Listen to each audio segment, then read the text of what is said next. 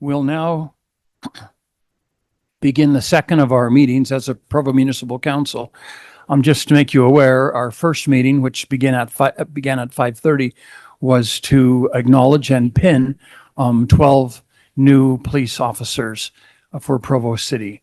We did begin that meeting with the usual ceremonial features of the Pledge of Allegiance and an opening prayer. So we'll carry those over into this meeting and continue with the next item of business. First, we'll start again with a roll call, starting with Councillor McKay. Catrice McKay. Craig Christensen. Rachel Whipple. Gary Garrett. Becky Bogdan. George Handley. Councillor Travis Hoban is excused. He's traveling on business. He's going to try to join us virtually, and you'll let us know, staff, if you have him on the line. Thank you. We acknowledge also representing Mayor Kafusi, who is also traveling, our Deputy Mayor, Isaac Paxman. Our first item of business then is a public hearing to continue to authorize the Recreation, Arts and Parks, or RAP, tax in Provo City for the next 10 years. This proposition will appear on the November 4th, 2025 ballot for Provo City voters to decide on whether to continue this local tax. We'll invite our Parks and Recs Director, Doug, to come forward and present at this time. Hello, Doug Robbins. Thank you. Thank you, members of the Municipal Council. Tonight's public hearing provides another opportunity to receive feedback from our community regarding Provo's Recreation, Arts and Parks, or RAP tax. We presented the results and impacts of the existing RAP in previous council meetings and also other opportunities. And as a brief reminder, I'd just like to mention that the RAP is a voter-approved 0.1% sales tax opportunity for our residents. It was first authorized in Provo in 2015. Again, this is a sales tax. It's paid on all purchases in Provo, and not just by our residents, but by all of our visitors that come to Provo and spend their money here. These funds have supported many improvements, not only for programs and facilities, but also trails and other opportunities here across the city. By law, the RAP tax must be renewed every 10 years by our voters. And a renewal would allow us to continue making these investments in amenities and programs in the city. Following strong endorsement from our Provo Parks and Recreation Advisory Board and direction from the City Council, we presented at every neighborhood meeting and to other groups and shared information regarding the RAP and its results. In addition, a voter's information pamphlet will be mailed out to Provo residents with more detailed information about the RAP and the effects that it's had, and regarding the RAP ballot question coming up in November.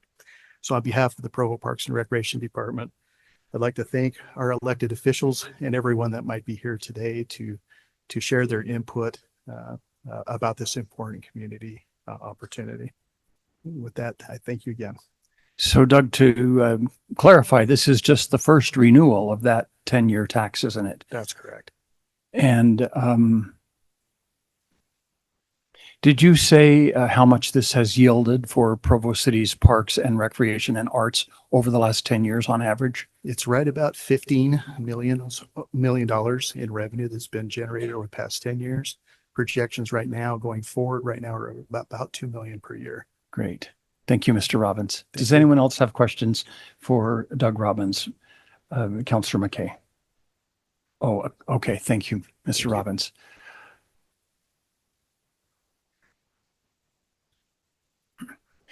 As required by state law, we'll now begin a public hearing for this tax that is set to appear on the November 4th ballot. If there are any here who would like to comment on the proposed ballot initiative, you can approach the podium at this time. State your name and your city of residence.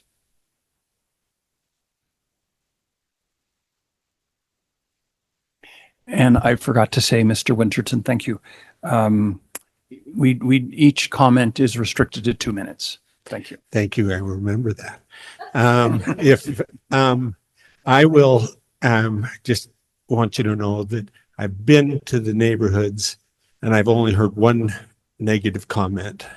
That actually came from Mayor Kafusi when she said, I hate taxes. And I'm grateful for that, have that mayor. But this is a tax. It's not a new tax. It's a renewal tax. And I think that that's important for us to recognize. And as I've gone through, I looked at the numbers and it looks, Doug, if I'm not wrong, I remember seeing a number $23 million that we have received in tax, and we've gotten over $50 million in benefit from that 23 million. It is a seed tax, and I'm grateful for this tax, and I have been out talking with people, trying to support this. I've been to the neighborhood meetings and really encourage people. And I honestly have not heard one negative word about this tax. I'm grateful for the council for their support of the tax. And I look at what we've done, what the Parks and Recs Department has done, the Arts Department. I am grateful to support this tax. And I hope as we vote, the other residents will also. Thank you. Thank you, Gary.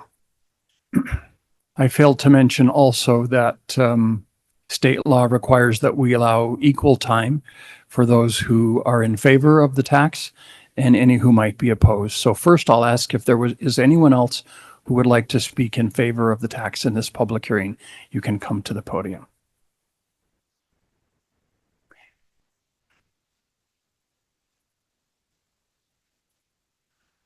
My name is John Payne. I've been a long time resident of Provo City. If there's any one area or three areas that I think we can use improvement with, it's the recreation, parks, and arts. So I'm in favor of it, and I think it's a very small incremental change, even though it is a tax. But I think that all participants in Provo City should pay that, and I think that's a good idea. Thank you. Thank you, John.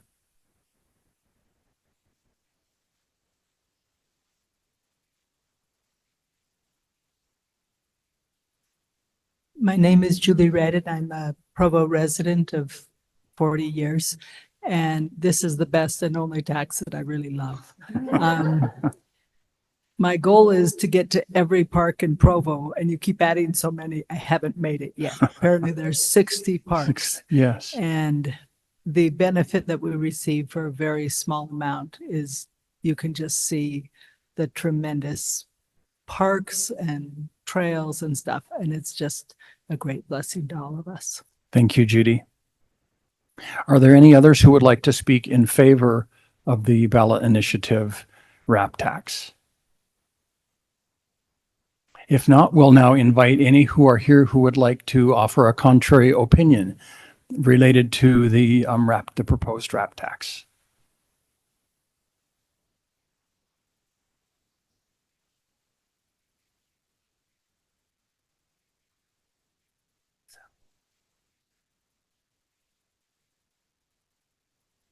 If not, we'll close public comment and continue the meeting with our next agenda item.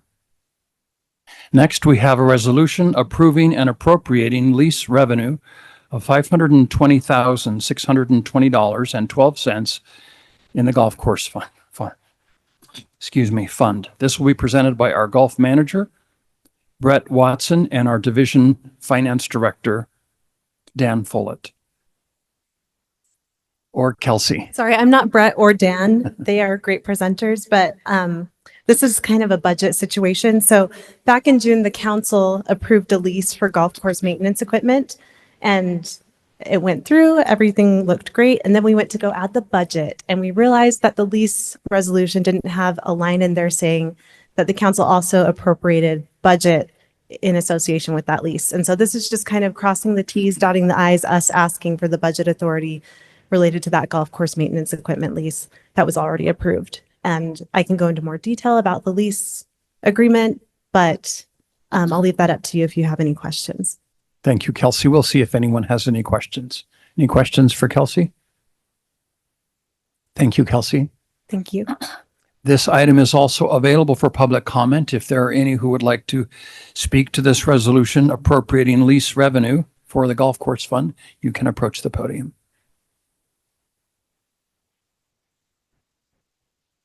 If not, we'll close public comment and bring the item back to council for discussion. Any council discussion? Seeing none, we'll call for a vote. Counselor Garrett, yes. Counselor McKay? Yes. Counselor Christensen? Yes. Counselor Handley? Yes. Counselor Bogdan? Yes. Counselor Whipple? Yes. That resolution passes by a vote of 6-0 with Counselor Hoban excused. Next, we have a resolution approving the appropriation of $158,396 to add 3 full-time firefighters for the airport for the fiscal year ending June 30th, 2026. This will be presented by Brian Torgeson, our airport director, and Jeremy Hedman, our fire chief director. And it looks like Jimmy actually will present as well from finance. Brian is on his way and we'll see. Hopefully he gets here before we're done. But I appreciate the opportunity to address the council today to talk about the 3 new firefighters we need at the airport. The first few slides of this were for the airport for Brian. I'm just going to skip over them. Sure, And then just skip when he forward. gets here, we can go back to him, or if you have any questions, Jimmy may be able to answer them while we're sitting here. But I can speak a little bit about this slide. This is a slide that indicates the index that the airport will go to once we start flying the right number of flights. So more than 5 a day of the aircraft that are over 126 feet long. They anticipate that happening in the next little bit. And once we go to the C index, we have to have 2 firefighters in 2 apparatus, 24 hours, 7 days a week. So And what do we have now, chief? now we have 2 firefighters that are required to be in 1 apparatus, Okay, and they're only there when there's flights. okay. And that's currently staffed by both operations, cross-trained firefighters, and the fire department as well. So we have 3 full-time captains that are currently assigned at the airport, and we'd like to add 3 full-time firefighters to be with them 24/7 so that we're ready for the C index. Doing this is going to do a couple of things. It gives back the airport operations crew 2.5 employees to do operation stuff that they badly need the help to get all their work done. And it also gives us a dedicated 24-hour professional firefighter service. This will allow our firefighters to become better and more acquainted with the airport, the intricacies of getting around the airport. It's very complex, more so than driving around the streets. It's without being there, it's hard to explain, but you have to get permissions to cross lines from the tower, and any break in that policy can cause a problem with it'll cause a problem with the FAA, and then we get investigated. So these are, Brian, do you want to come up and go over your slides? Sorry about that. It's all right. Have you ever dug into work and realized it was 6:05? So I apologize for that. So just a brief overview of what's happening at the airport for the benefit of those who are here from the public. We're running at about 40% above last year's numbers month over month, so year over year. As you can see in this slide, June and July were record numbers for us. 104,000 total passengers at the airport is pretty incredible. And we're excited about that, but it does bring with it some challenges. You've seen this slide. You already went over this one. Yeah. So pretty significant change for the airport and the fire staffing needs at this point. So One thing that I haven't addressed is the funding for. So the other awesome thing about what's happening at the airport is we had a revenue surplus last year of almost $1 million, well, over $1 million, which allows us to do some of these much needed additions for personnel. So that this appropriation will come out of fund balance thanks to that revenue surplus. And we anticipate our revenue staying consistent and climbing in this current fiscal year.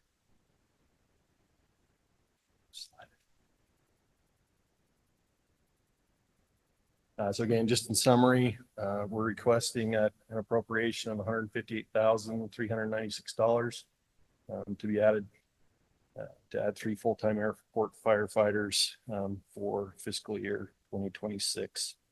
As mentioned, that'll be covered from excess revenue from FY25. An important thing also, we were 65,000 under budget in our expenditures for FY25, which just shout out to our airport employees and also our firefighters and police officers who work hard to make that happen. So with that, any questions? Thank you. Thank you, Brian. Any questions for our airport director, Brian Torgerson, or our fire chief, Jeremy Hedman? Thanks to both of you. Again, I apologize for. No problem. This item is open for public comment. If any would like to speak to this implied motion for the appropriation, you can come to the podium at this time. If not, we'll close public comment and bring the item back to council for discussion. Any questions or discussion, councilors? Councilor Christensen. Again, just for the public, we spent a lot of time going through these budgets and reviewing the case for these things. So when they come to this meeting, we've done a lot of homework. We've had work meetings on this. We've had a chance to ask all the tough questions. Here's what I like about this is it's going to, you're right, Chief, it is going to free up airport personnel to work on airport things, not fire things. So we get the specialization that we need at the airport. There's several places in our city where you want things to go really well, and the airport is one of them. And so I appreciate the care and the diligence that you've had in terms of making sure that we're using the resources appropriately and that we're finding ways to have people focus on what they do best. Thank you, Councillor. Any other discussion? If not, we'll call for a vote. Councillor McKay. Yes. Councillor Christensen. Yes. Councillor Hanley. Yes. Councillor Bogdan. Yes. Councillor Whipple. Yes. And Councillor Garrett, yes. That motion passes by a vote of 6-0 with Councillor Hoban excused. Next, we have a series of motions. These are all ordinances related to our general plan adopting various FrontRunner station area plans. There are 4. These will be presented by our city planner, Hannah Saltz. And the first area station plan is at the FrontRunner is at 400, the 400 South Station. Hannah, welcome. Hello. Each of these 4 station area plans need to be voted on. Oh, I don't think I'm. Try that one. How's this? Oh, this Much is better. Yeah. Great. All right. Each of these 4 station area plans need to be voted on individually for state certification, but this late in the process, anything I would say would apply to all of them. So I've gotten permission from council staff to just give one presentation at the beginning, then you can move through the other points of order for the remaining items.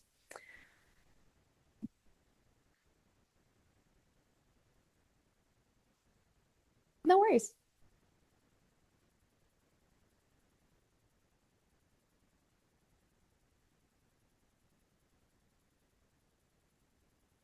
I'm happy to jump in while those are being pulled up.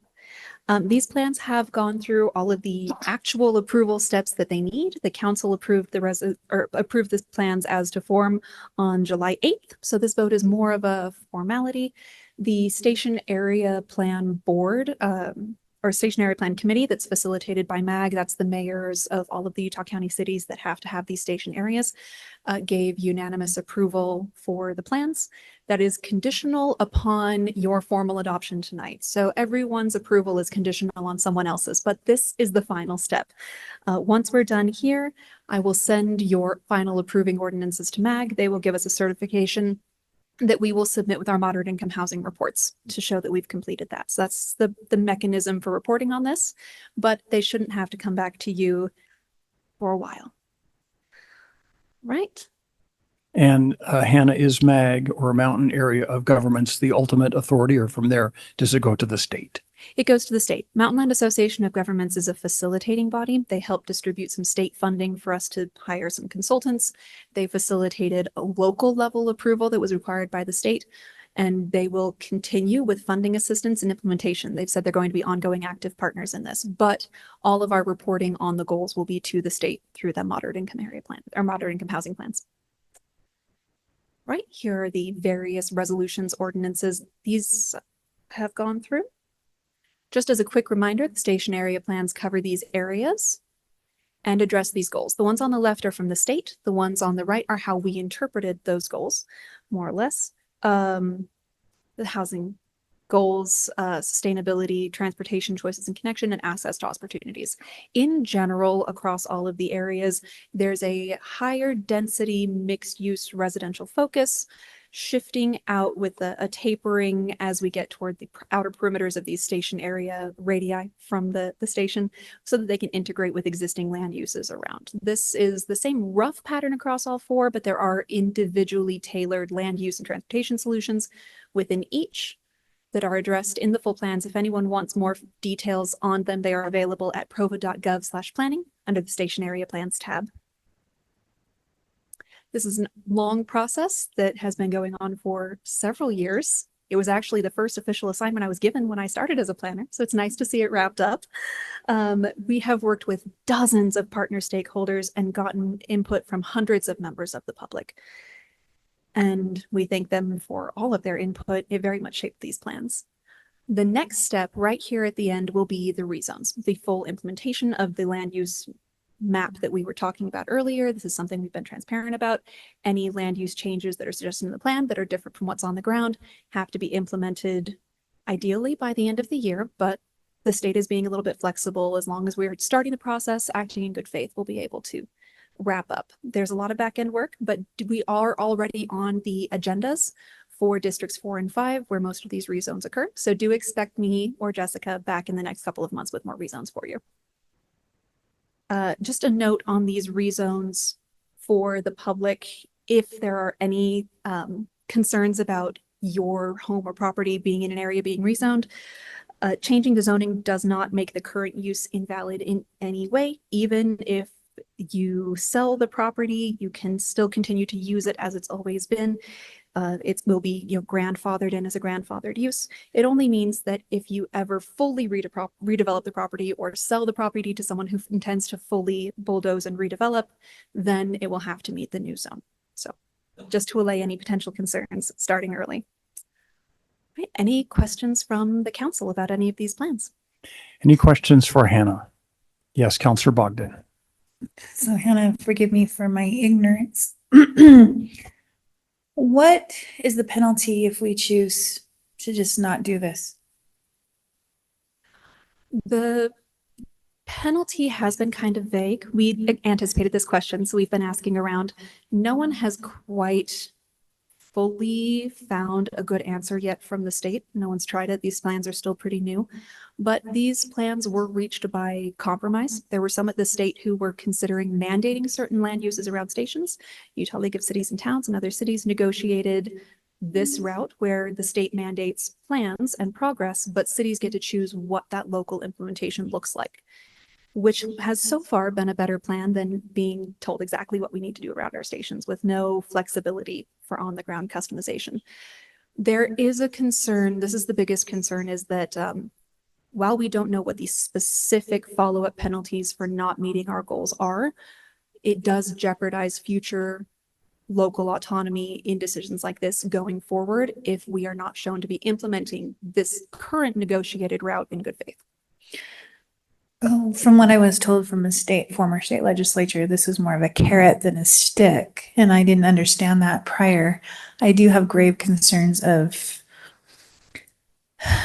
pre-zoning these properties. I have no problem with adding these to a general or a master plan. The problem I have, and I've heard other people also say that rezoning this is a concern.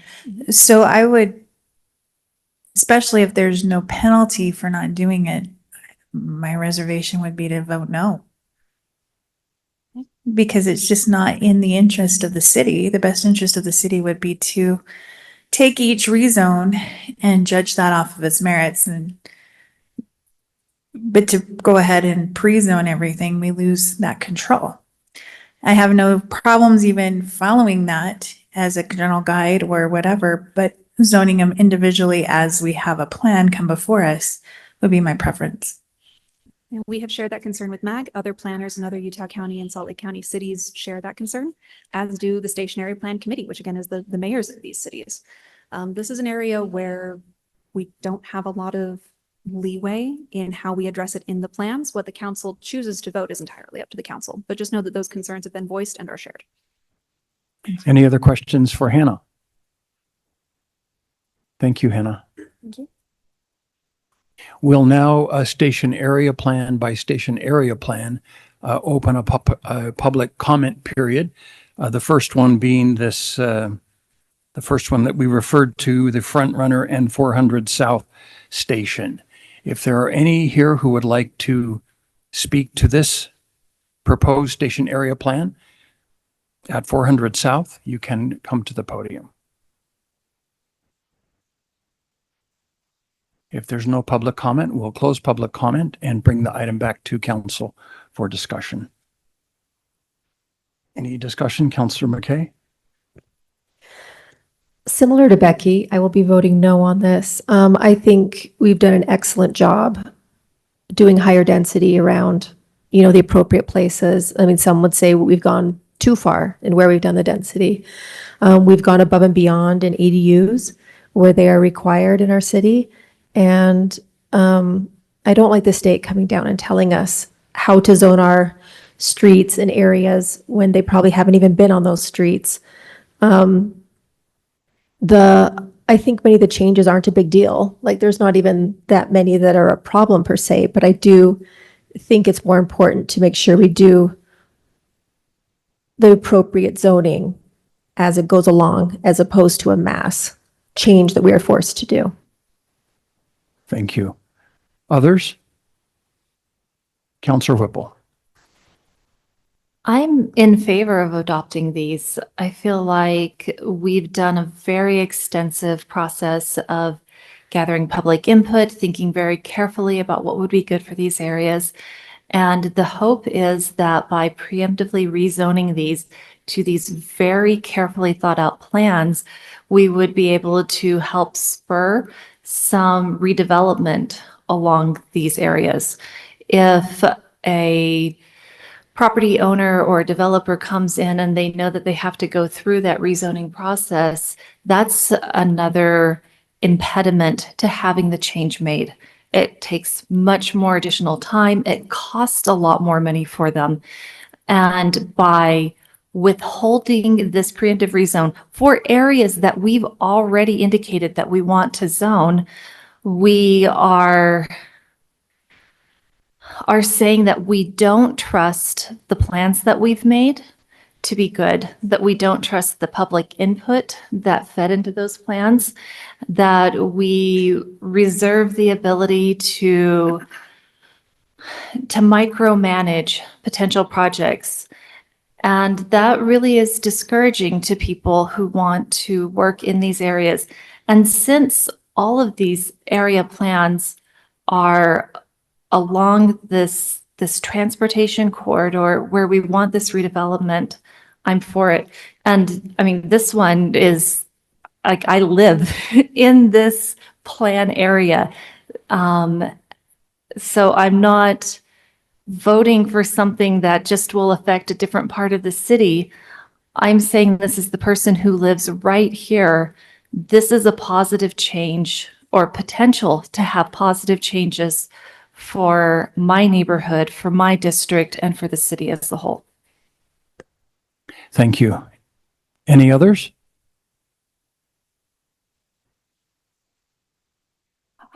If not, we'll call for a vote on this implied motion. Again, this is for the station area plan for the 400 South Station. Counselor Christensen, Yes. Counselor Handley, Yes. Counselor Bogdan, No. Counselor Whipple, Yes. Counselor Garrett, yes. Counselor McKay. No. That motion passes by a vote of 4-2 with Counselor Hoban excused. Next, we have the area plan for the University Avenue Station. We'll now open public comment for any who would like to make a comment on the area plan for the University Avenue Station. Seeing none, we'll bring the item back to council for discussion. Any questions or discussion, councilors?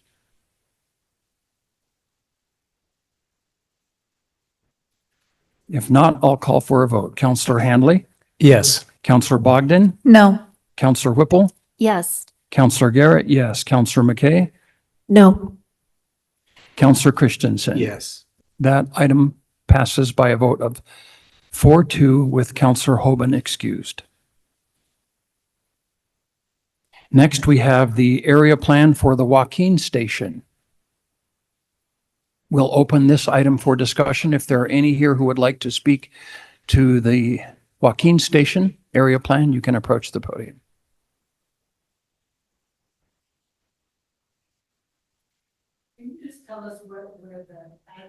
So the Joaquin Station is at 4th West and 7th North. East. I'm sorry, 4th East and 7th North. It's the one just south of BYU campus. There, it's the only one on 700 North, and it's about halfway down the road there. Thank you. If not, we'll close public comment. Any council discussion? Well, I'm sorry, Counselor Garrett, I just want to express, I mean, I know we're sort of already in the middle of considering each of them, but I just want to express my support for these. I think what I've really enjoyed about them is how much robust input I actually feel like we've been able to make to this, and especially with Hannah Salzel's excellent leadership on this and feedback from the public. I'm very confident that these will be very beneficial to the city. So I know it's an uncomfortable thing maybe to have it instigated from the state level, but I think the spirit of it was in the right place, and I think we've made it something very organically true to our interests as a city. So I'm really grateful for all the public and council input that we've been able to give.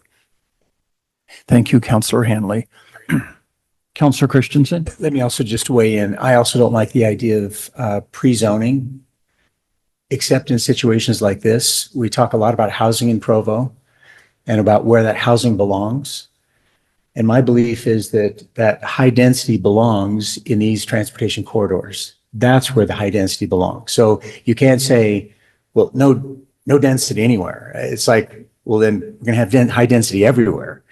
And I think it makes sense to maintain neighborhoods. I think it makes sense to maintain areas, and downtown and these transportation corridors, I think, are a good place to put these. So I too agree with the planning that has gone into this. Again, this has been a very long process.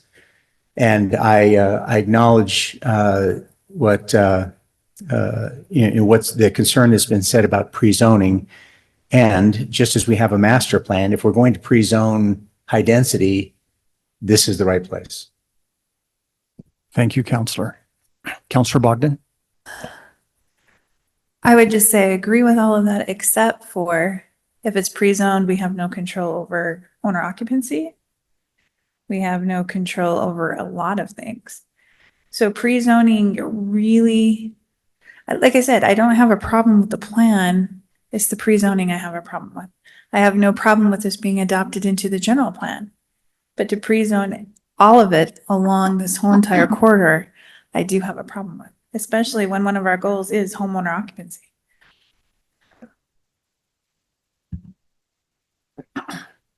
Thank you, Counselor Bogdan. We'll call for a vote then on this motion for the Joaquin Station Area Plan. Counselor Bogdan, No. Counselor Whipple, Yes. Counselor Garrett, yes. Counselor McKay, No. Counselor Christensen, Yes. and Counselor Hanley. Yes. That motion passes by a vote of 4-2, with Counselor Hoban excused. The last station area plan is for the station located at 2230 North University Parkway. That's the one by the auto dealerships there at the intersection.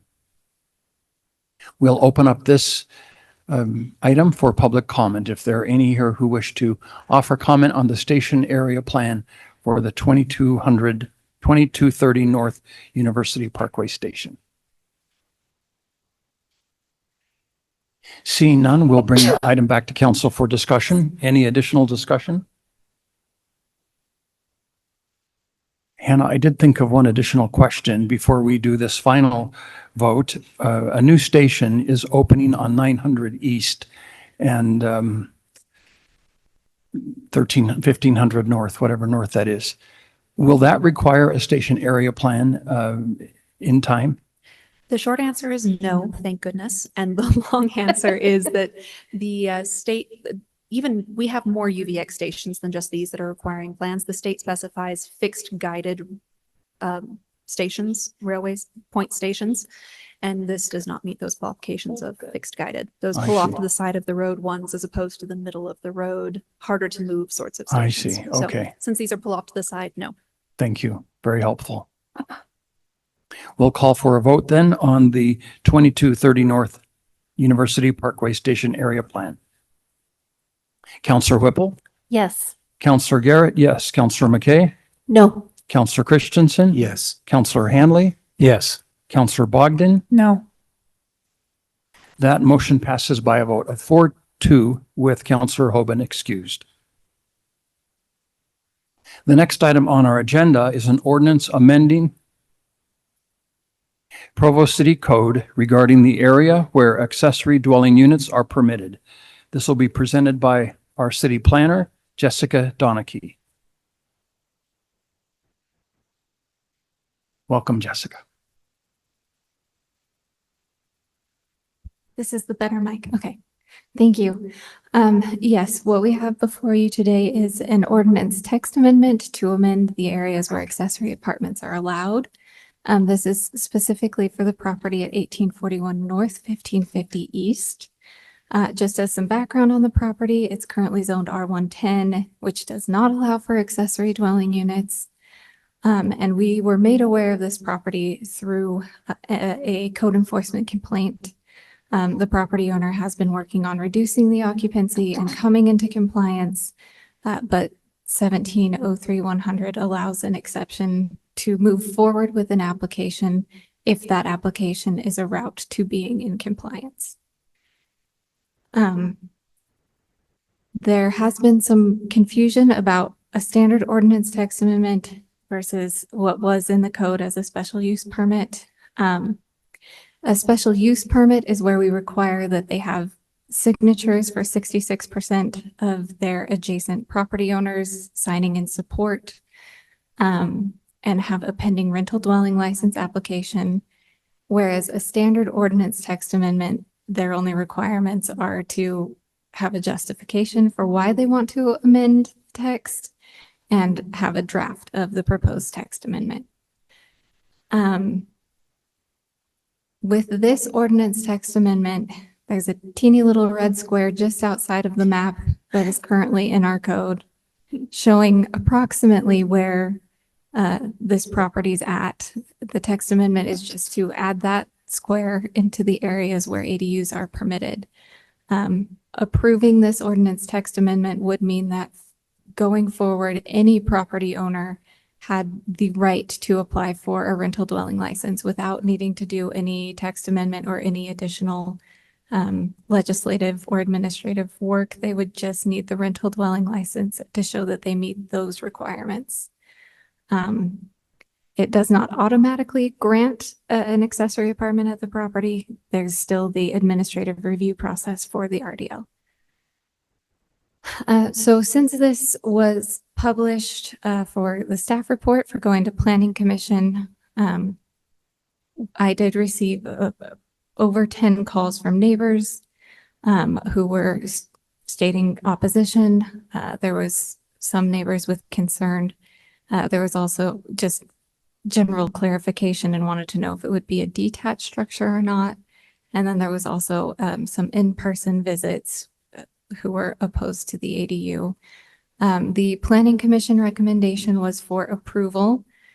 Public comment at the Planning Commission, there was about 20 people who came to give comments, and about a quarter of them were in favor of the ADU, and the rest were either giving statements asking for additional clarification or giving statements in opposition. The applicant, as she presented at Planning Commission, also has some slides available to present to you today, but are there any questions that I can answer? Any questions for Jessica? Thank you, Jessica. We invite the applicant to, if they would like to make a presentation and answer questions, you may come forward. State your name and city of residence. Thanks. I wasn't sure until just now if I was presenting or not. I'm Joanna Ludlow, 1841 North, 1550 East, Provo. So let's see.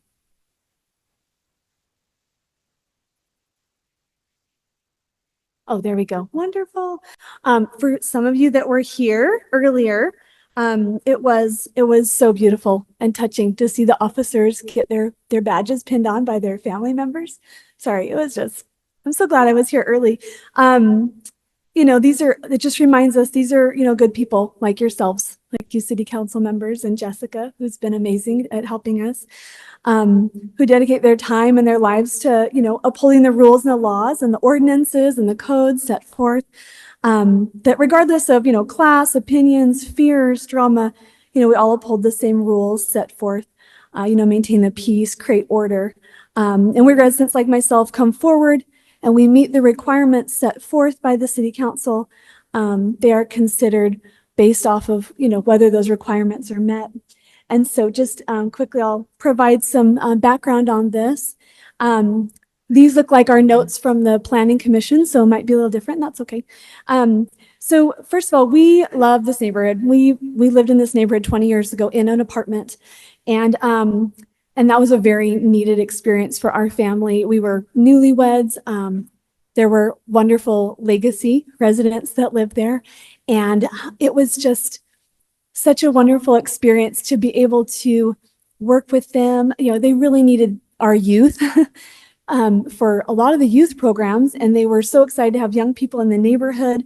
It was really life-changing. We made some lifelong friends while we were there, and we really wanted to come back to this neighborhood, and we've worked really hard to be able to get there, and we're not going anywhere anytime soon. We're planning on staying there indefinitely. So our kids know they're inheriting this house. There's no getting out of it.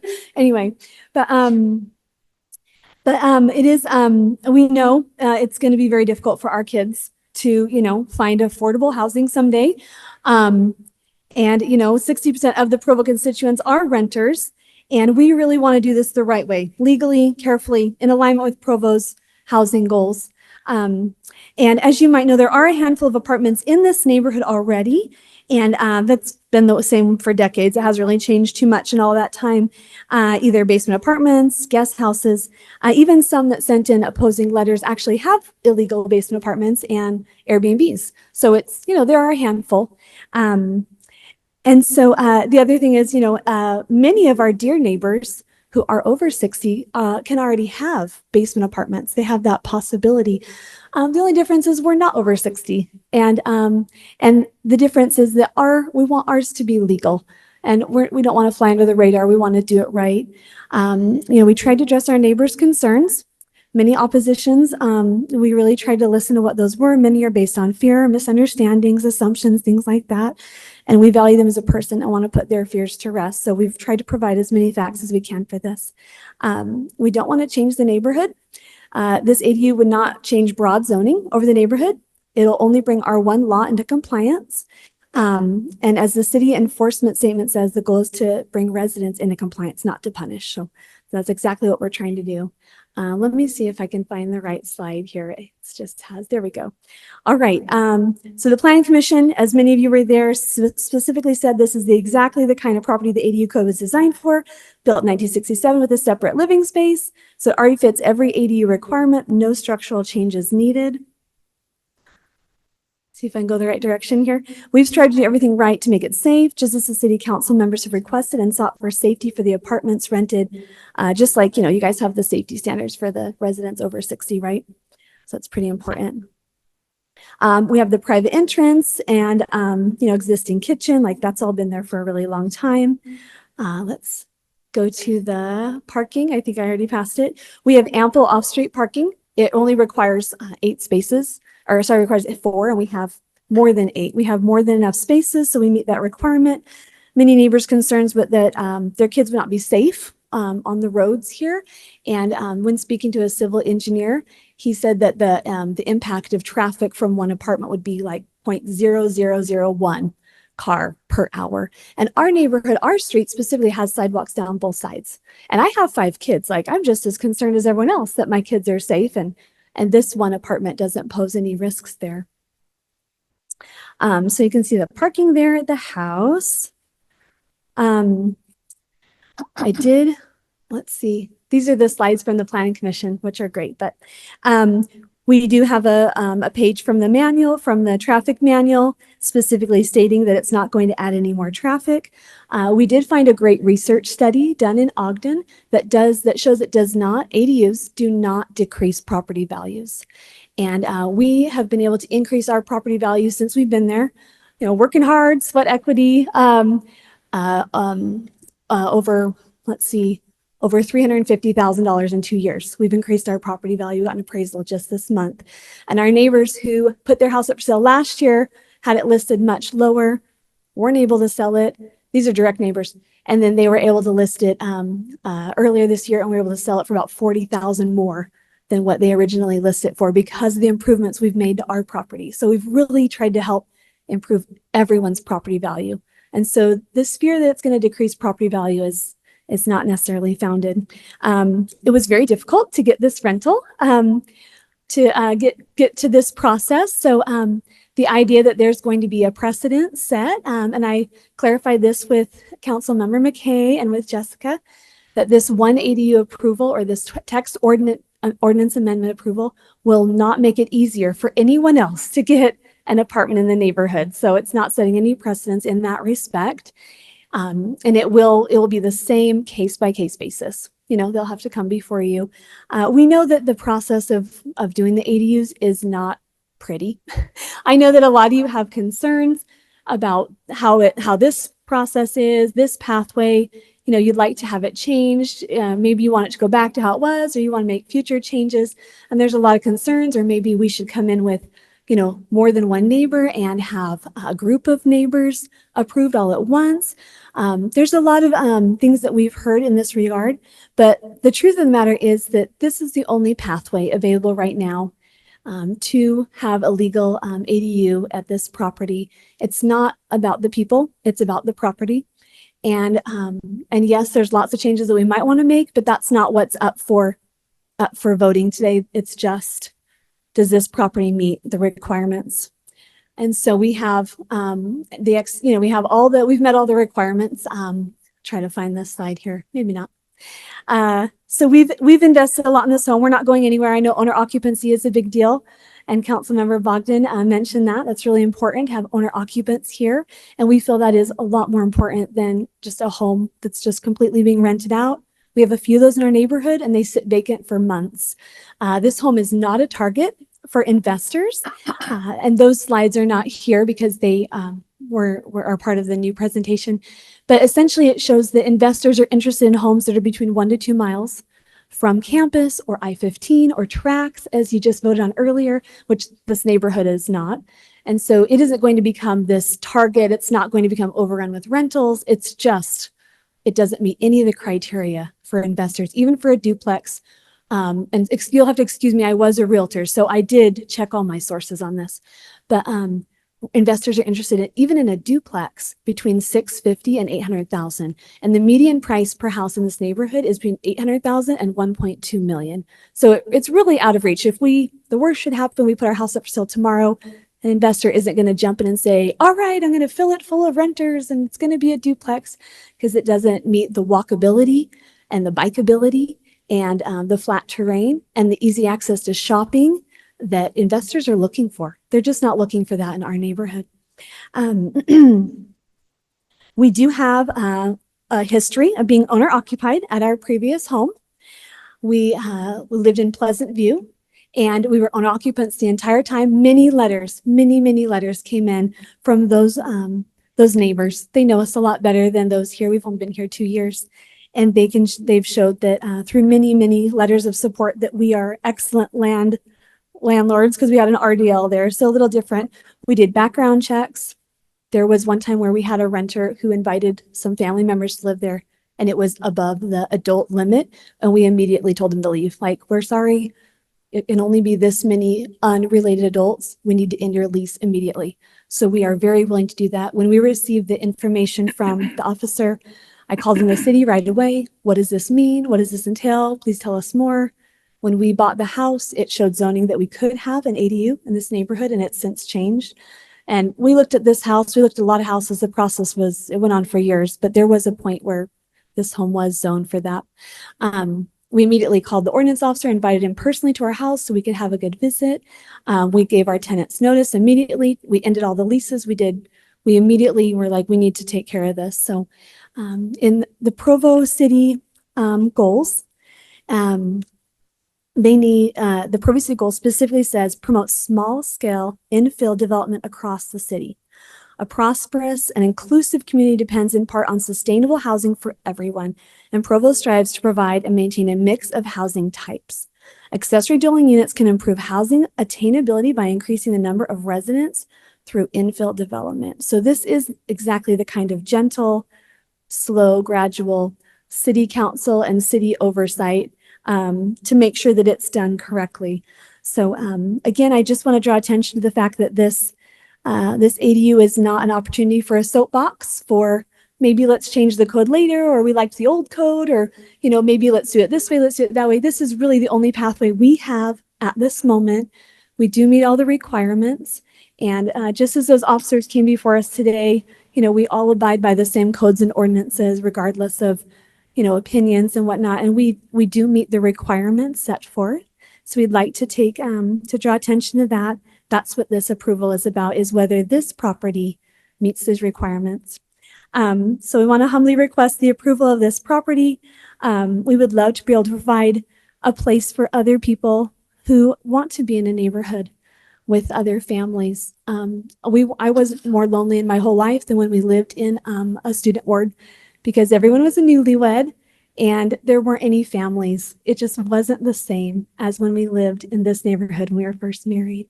And when we moved to this neighborhood, many of the same people that are going to come forward today warmly welcomed us. They were so grateful to have young people, new faces, new blood, young families, kids, youth. They were so happy to have us there. And they repeated this to us for many months, and they were very excited for us to move into this neighborhood. And they say the same for newlyweds and young families that move in. And we do have a few that are living in basement apartments. So our neighborhood, as a legacy neighborhood, it does need young people. And it's very expensive to live in these neighborhoods. And like we said, we've worked hard to be able to do that. And we would like to provide the opportunity for maybe some other families who'd like to have that opportunity to be in a good neighborhood. Thank you for your time. Appreciate you guys. Did you have any questions? Thank you, Joanna. Are there any questions for the applicant? Thank you again. Yeah, thanks. We'll now open this item for public comment. We have whatever time is necessary to listen to as many of you as would like to come forward. Each will be restricted to just 2 minutes. We will listen respectfully and considerately, and I know all of you will do the same. We'll invite you to refrain from applause. We know there are opinions on every side of this issue, so we'll just all listen respectfully of one another. So those who would like to speak can come forward at this time, approach the podium, state your name and city of residence. Hello, my name is Raleen Beckham Walleen, and I'm from Provo, and I live in the Oak Hills neighborhood. My family home was one of the first homes built on the hill just above the old Provo Temple. As a recent member of the Provo City Planning Commission, I listened to the meeting a few weeks back, and I know how it works, and I know that they were anxious for it to come to you for review, so I don't think they were, yes, we love this. I just know how that works. I'm grateful this issue is finally being addressed. It's long overdue, and our neighborhoods need resolution. Residential zoning plays a crucial role in shaping the character and functionality of our communities. Provo has spent decades designing these zones to balance growth with livability. But now with the constant push for exceptions to ADUs, that balance is unraveling. I am witnessing it firsthand in my neighborhood and ones close by. The result has been confusion, frustration among neighbors, and an ever-increasing burden of enforcement, which will only continue to grow if this is not addressed. When families choose a neighborhood, they do so with expectations. I purchased my family home from my family because I loved growing up in this neighborhood. I love the neighborhood's character, its safety, its sense of community, and its family-friendly atmosphere. Those values matter. Single-family zoning promotes stability and continuity. It encourages residents to feel more invested in their homes and their neighborhoods, often resulting in longer-term residency and a stronger sense of belonging. Single-family zoning is and should remain a cornerstone of Provo's residential planning. This is not about shutting people out or saying, not in my backyard. It is about protecting neighborhoods that were established with purpose. Why were single-family neighborhoods created in the first place? Single-family zones were created to preserve privacy, stability, and a sense of belonging. They encourage residents to put down roots, to invest in their homes, and to stay long-term. That continuity builds stronger neighborhoods. Provo is already doing its part when it comes to providing housing in the state of Utah, but in the rush to meet demand, we need to preserve the integrity of our residential zones. Please do not sacrifice. Thank you, Eileen.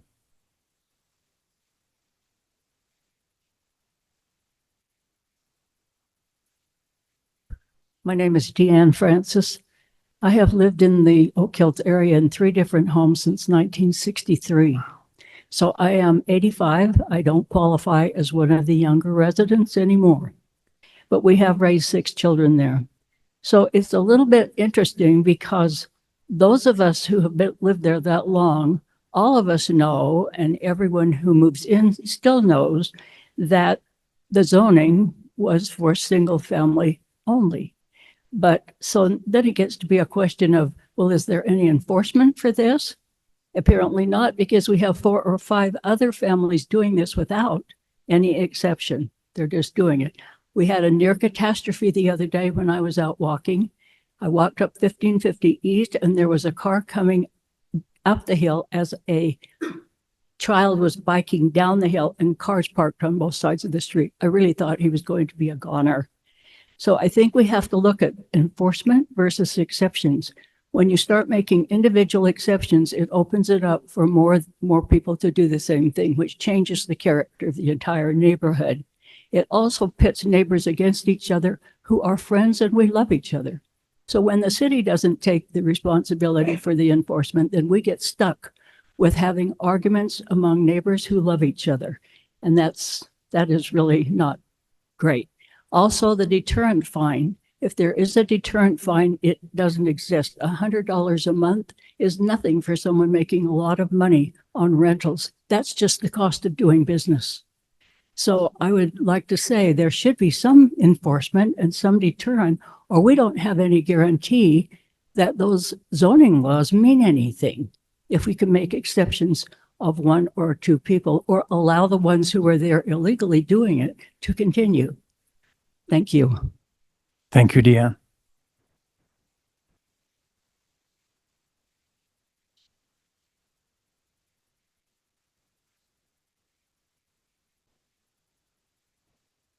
Hi, my name is Sarah Ashby, and I live at 1685 North, 1500 East. We moved to our home in Oak Hills 15 years ago with a 6- and 2-year-old son and a 3rd son on the way.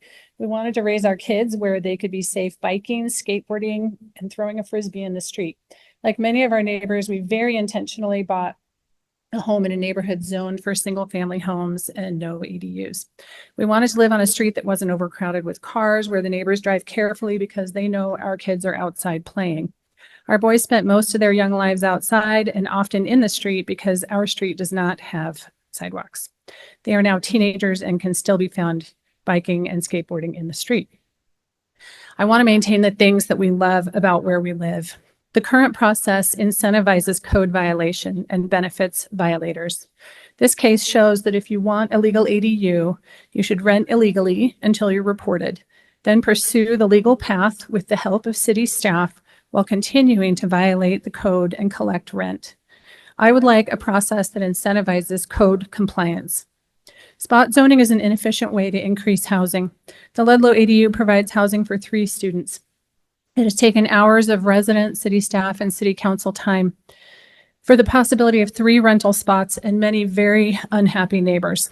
Spot zoning alters the character of our neighborhoods established by Provo's longstanding zoning ordinances, which strongly influence where people buy homes. As such, any decisions to alter zoning in these neighborhoods should be determined by majority opinion of the neighborhood.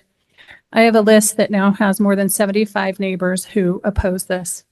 Exceptions to zoning ordinances decrease the diversity of living options in Provo and compromise communities. I believe Provo will benefit long-term by continuing to be a city where many options for families, including neighborhoods with single-family homes. Thanks. Thank you, Sarah.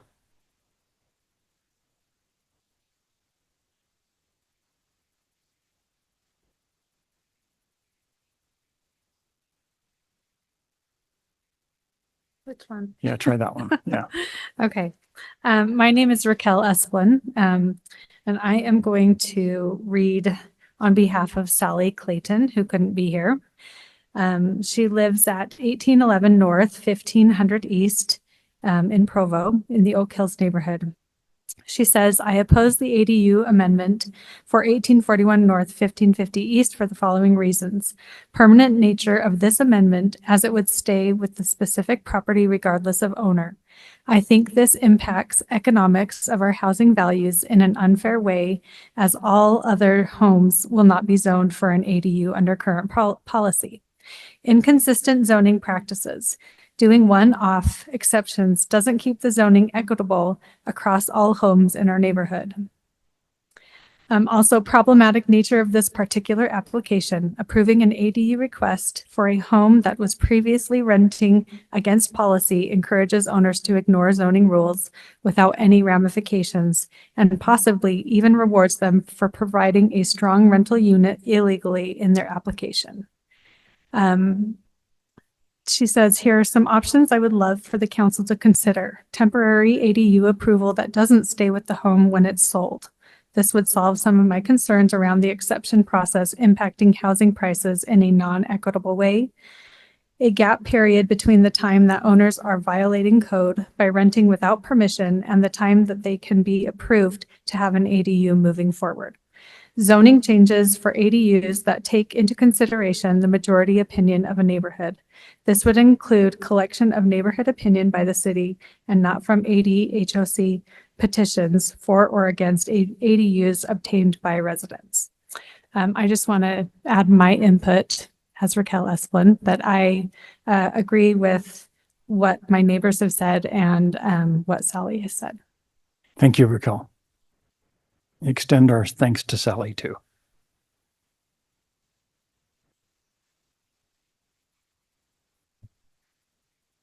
How's my daughter, Raquel, whom I'm very proud of. My name is John Payne. I'm the oldest son of Dean and Jane Ann Payne, who many of you know, who have resided at 1840 North, 1450 East for more than 67 years. We're one of the first houses up on the street and one of the first homes in the Oak Hills neighborhood, which has been and still is a single-family R1 zone. I grew up in the home along with my 11 siblings, and it has always been home and a family gathering place for all our family, heritage, and posterity, which now number over 300. Before my mother passed away this past February, we promised her that we would keep this home in the family and keep it for family gatherings and reunions in perpetuity, which we have done. My younger sister Julie and her husband Ben, their family have purchased the house and moved into it. Although we had the choice to sell to an on the open market or to an investor group or a rental agency, we chose to honor the neighborhood character and single family zoning that has been in place for almost 7 decades.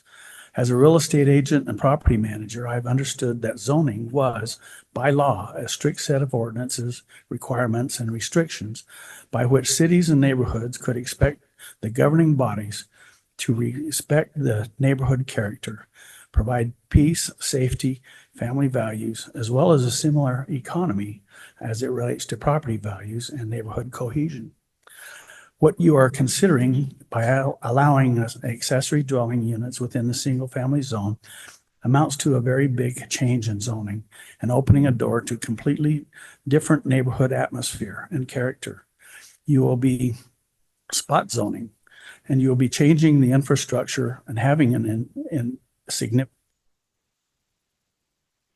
Thank you, John. Thank you.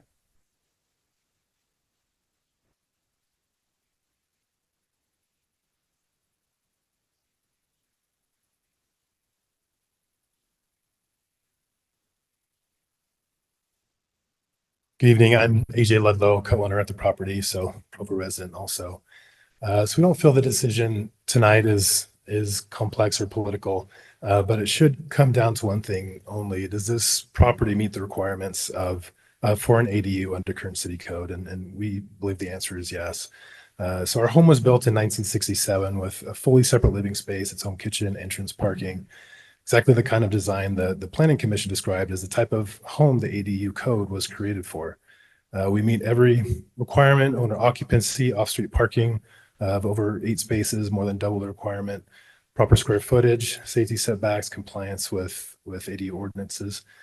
We don't believe this ADU approval would set a precedent.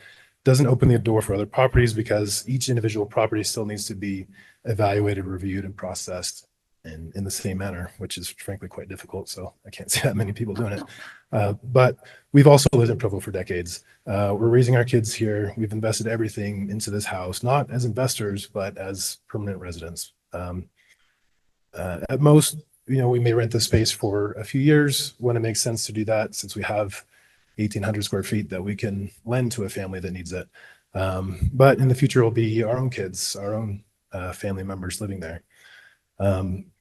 So I know some are frustrated with this process, but we support improving it, but it's really the only process we have, and we're trying to comply with everything that we can throughout this. And the home was built in 67. It was zoned single family decades ago.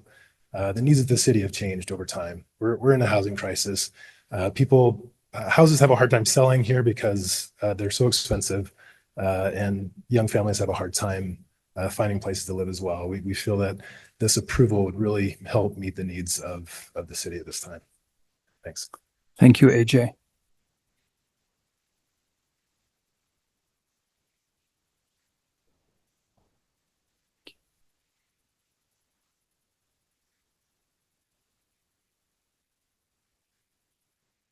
Good evening, City Council.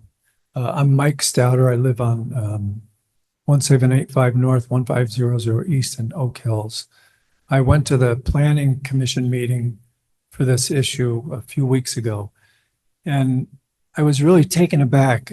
I've never been to one of these things before, so I'm a little nervous and a little intimidated. But that at the Planning Commission, one thing that stuck out to me was those folks were really pulling their hair out, trying to figure out what to do with the ADU issue. And so they talked about all the time it took, the difficulty, the complexity, so on and so forth. So I really didn't know anything about this issue. So I just did a little bit of cursory research. I'm a retired academic, so unlike you, I have the leisure of time. You don't. You have to make decisions. I understand that.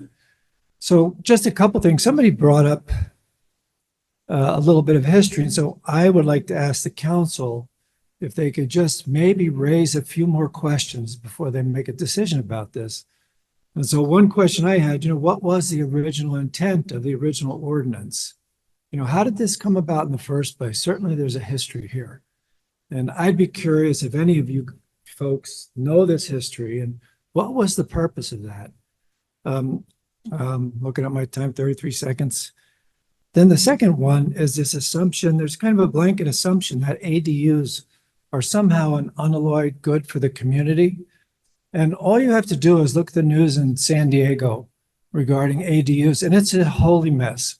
That's, you don't have to look too deeply and you'll see that. And then, wait, gotta get my notes, I got 10 seconds. The third one is that if you look at the economics of this, just very quickly. Thank you, John. Thank you for your preparation.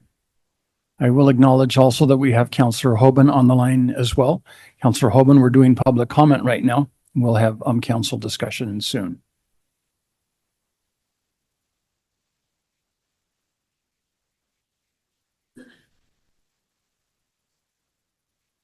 My name is Pat Esplin, and I have lived in the neighborhood since 1977. I'd like to just give you a little bit of background about our neighborhood. The first homes were built in 1957. By 1960, there were 9 homes in the neighborhood.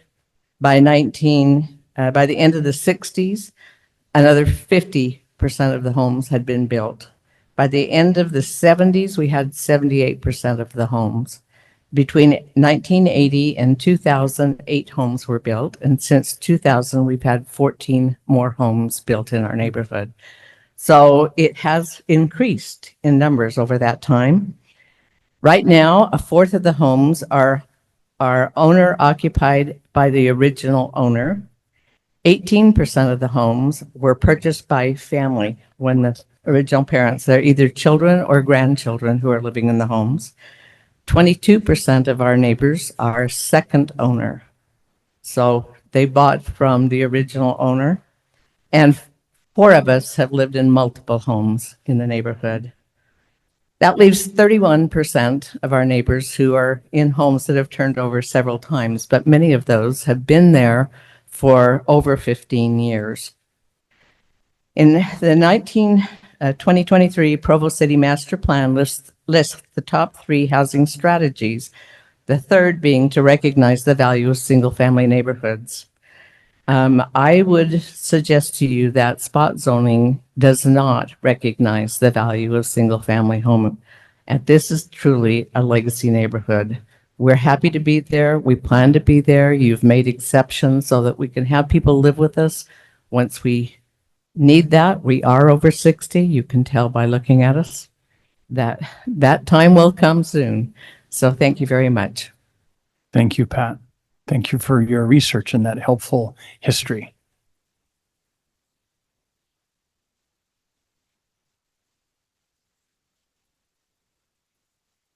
My name is Greg Taylor. I have only lived in the neighborhood for 30 years, but my wife is a Clark and her family were some of the original builders on the hill. And so that's why she wanted to live in that neighborhood. And we specifically chose to live in a neighborhood that was a single family resident neighborhood. I didn't get married till I was in my 30s, and I lived in legally zoned rental units until that time. Mitzi Collins is one of our neighbors. We understand from Mitzi that you have turned down qualified accessory dwelling units around in the Uncle Bud's Park, which is just, one street north and one street west of where my home is.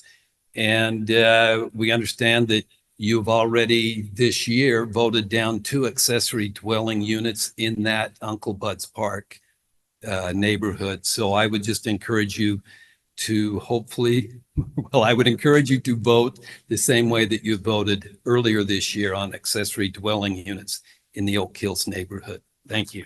Thank you, Greg.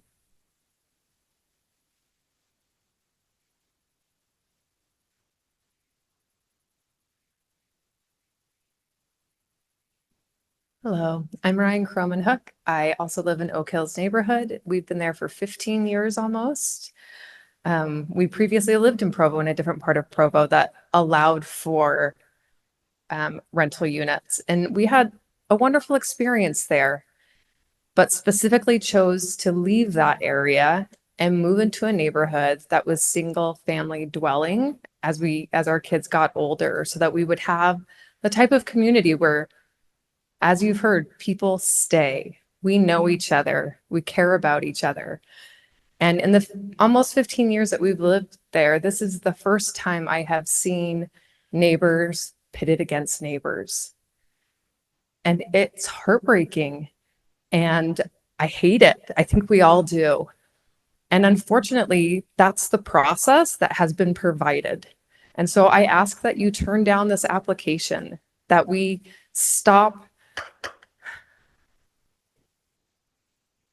the advent of neighbors wanting to go against the zoning and the rules that are in place and bullying each other to get what they want by pushing it through the city. I ask that you help maintain the peace of our neighborhood by turning down this application.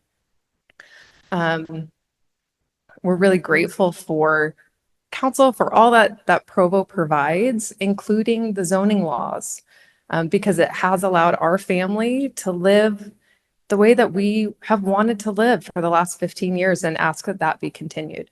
Thank you. Thank you, Ryan.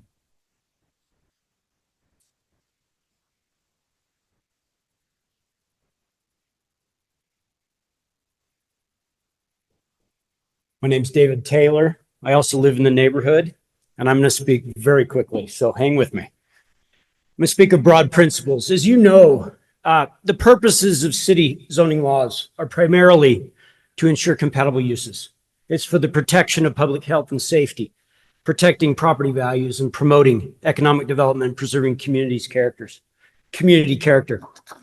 Provo's intentional city planning for decades has developed a range of compatible use areas to create diversity in commercial activities as well as housing options throughout the city, according to the needs and desires of the residents. The planned patchwork throughout Provo provides student housing near campuses, apartment complexes, townhouses, ADU, allowable areas, and single-family neighborhoods. It is clear, and it is the clear and transparent communication of where those zoned areas are that companies and individuals can make choices according to their investment priorities and options. It is critical that you provide that guidance. The underlying city zoning laws and these principles in the areas that we're talking about are designed with a rules-based approach, which are applied broadly and consistently, rather than by one-off exceptions. Individual exceptions to zoning laws undermine the principles and create dangerous precedents that compromise the decision-making and enforcement abilities of city officers, which we've heard about, especially if the exception is based on the character of the applicant. Discrimination for or against anyone, regardless of whether their neighbors like them or not, has never been the basis and should not be the basis for law, policy, or statute exemptions. Rather, city councils can be the most compassionate and kind by allowing equitable access across the diverse spectrum of being transparent. You're welcome. Thank you, David.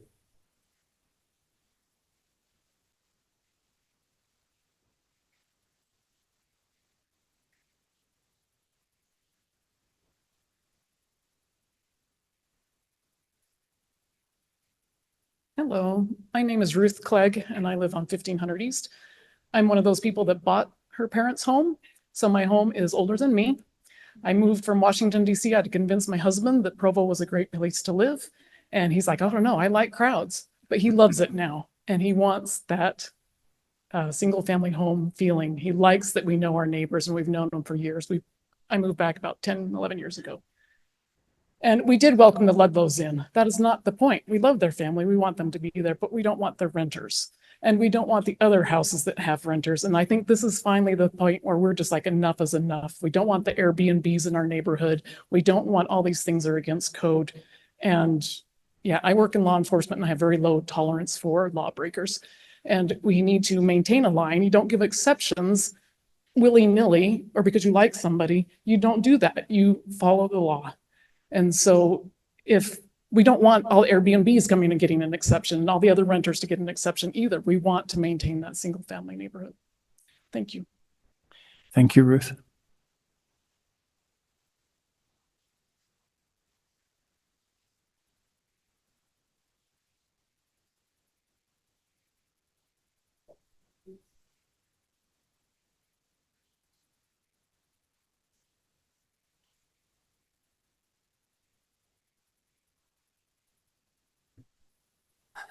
I'm a Santiago. I believe in diversity. I are one. I just want to introduce something that we might have forgotten that's happening, and it has happened. You know what's been in the past. You know what's about the future. You know what's happening now. 1550 East, where I live, and where our family of 7 for a long time, is now a commercial rental of space zone.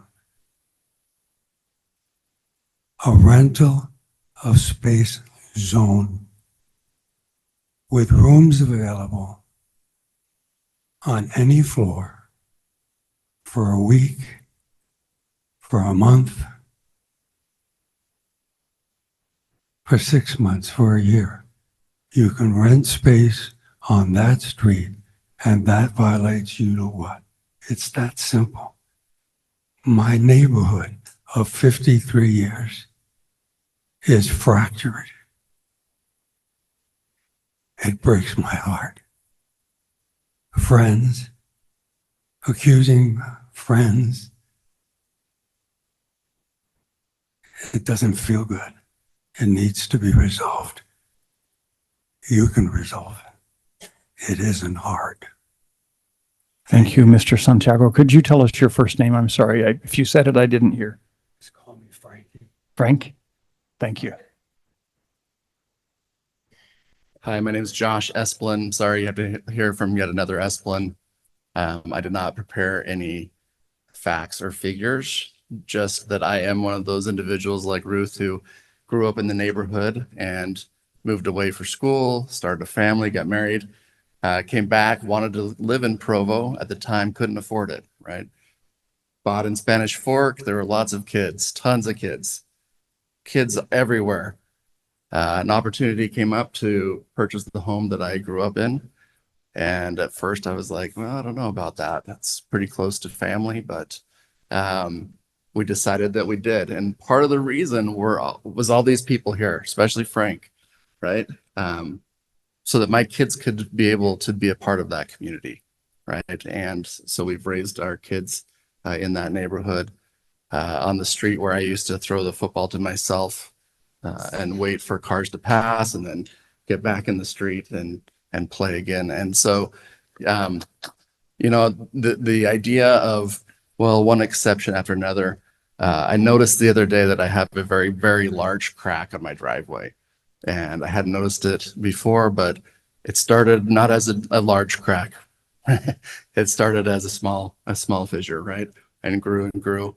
And that's the problem here. And I think that everybody's very eloquently put the issues, and would hope that you would deny this application, this request. Thanks. Thank you, Josh.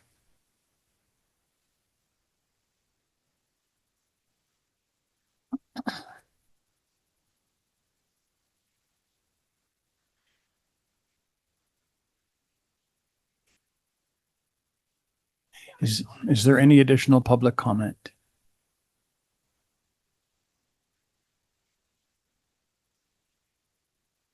Hello, my name is Michael Stevens. I'm a Oak Hills resident. I've lived there for 15 years and I've been a neighborhood chair for 12 years.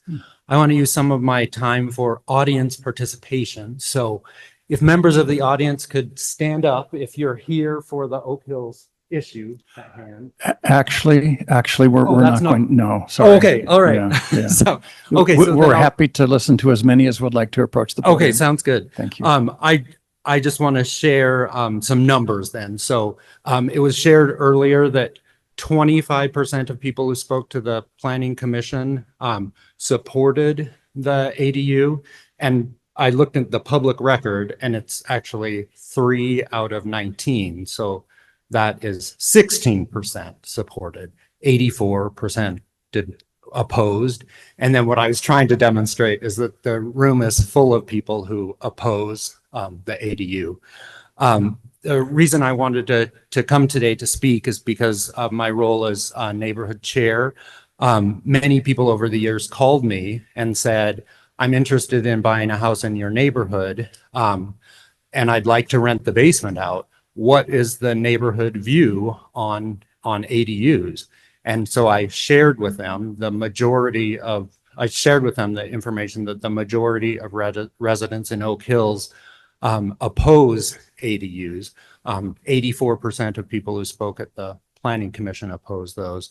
And so I really am concerned that the applicant just came into the neighborhood and flew under the radar, broke the rules, rented, waited till they got caught, and then decided to apply for an exception. I think that's an inappropriate path.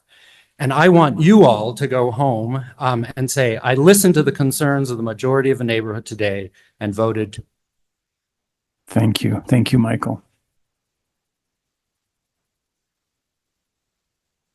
I'm Maggie McIntosh. I live in this neighborhood as well. I don't have a large speech, but I feel like I just sat there and listened to you approve, for out of 5 parts of Provo, 2 of them are now zoned for high density housing.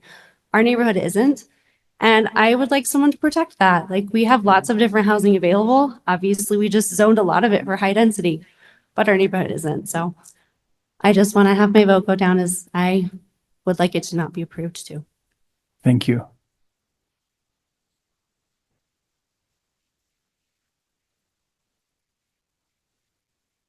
Took me a while to get the courage to come up here. A little bit of social anxiety. My name is Stephanie Hawes, and I live on the same street as the Ludlows. And as Pat mentioned in some of her statistics, I guess I fall underneath some of them. I had the privilege of buying my grandmother's home. We've been there for several years. I am the second owner. I did not grow up here in Provo. I didn't think Provo would be a long-term place for my family, but there's something truly exceptional and wonderful about the character of this neighborhood. And now it's a place I can't imagine ever leaving. How wonderful it is that I have neighbors here, because I bought my grandmother's home, who have been there for the milestones of my life.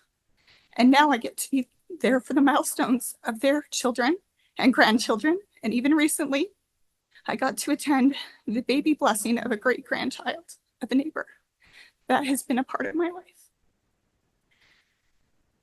I think there are certain anchor points in a community, and I feel like Oak Hills is an anchor point. I think keeping it at its current designation and not allowing ADUs and protecting this very rare, very special neighborhood would be wonderful for very many families and families to come. Thank you. You're welcome. Thank you, Stephanie.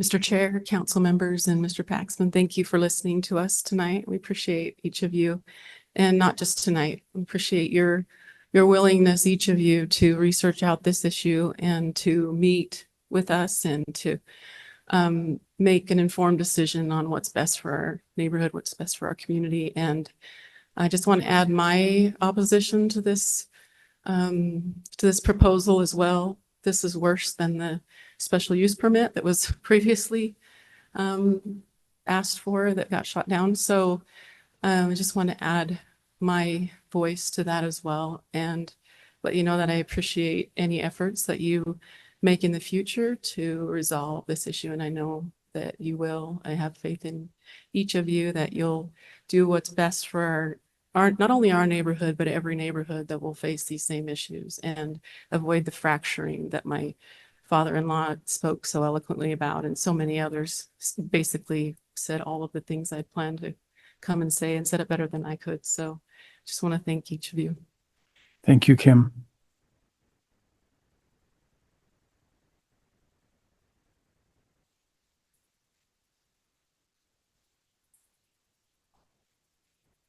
For the record, that was Kim Santiago.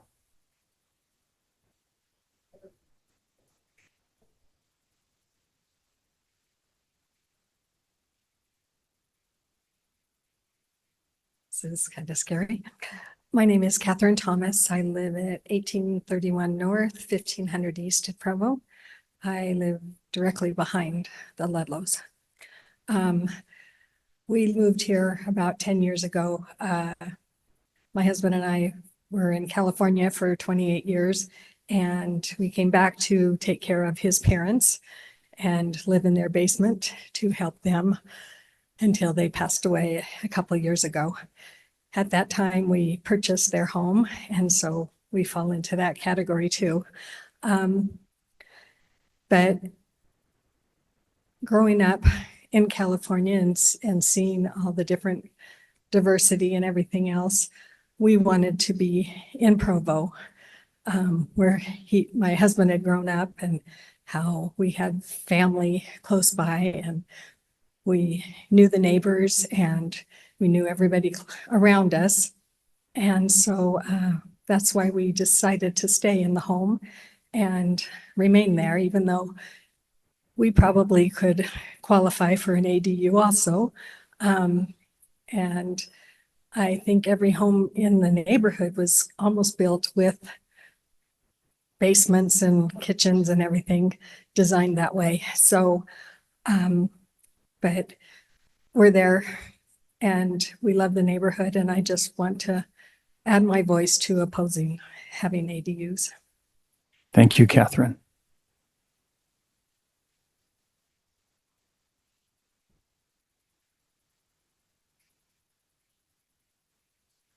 My name's Jim Woodard. I live in Provo, just down the street from the Ludlows. We've been there for about 16 years. I'm assuming that you all will have three options, at least, as you try to decide tonight the way you want to vote on this. My hope is that you will neither vote for or against, but vote to table this, and instead spend your time and energy on fixing this, because you've heard from a lot of people who I agree with that this is very heartbreaking for our neighborhood. And I am heartbroken over this. I think there is a solution, and I hope that you would spend your time finding ways to eliminate this discord and this broken heart feeling that's permeating our neighborhood. That would be my request. Thank you. Thank you, Jim.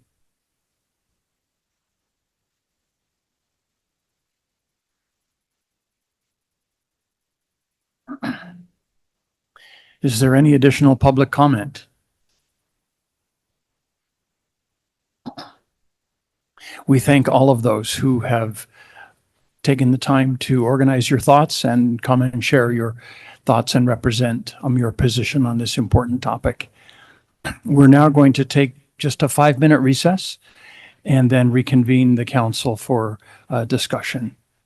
Thank you. I'll begin by asking if Councillor Travis Hoban is online. I got a text from him that he's in a rural area.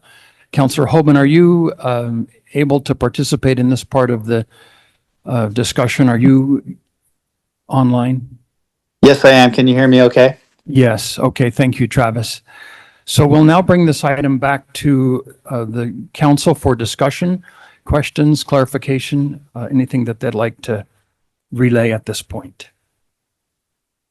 Councillor Bogdan. Okay, I want to take a stab at some of this. I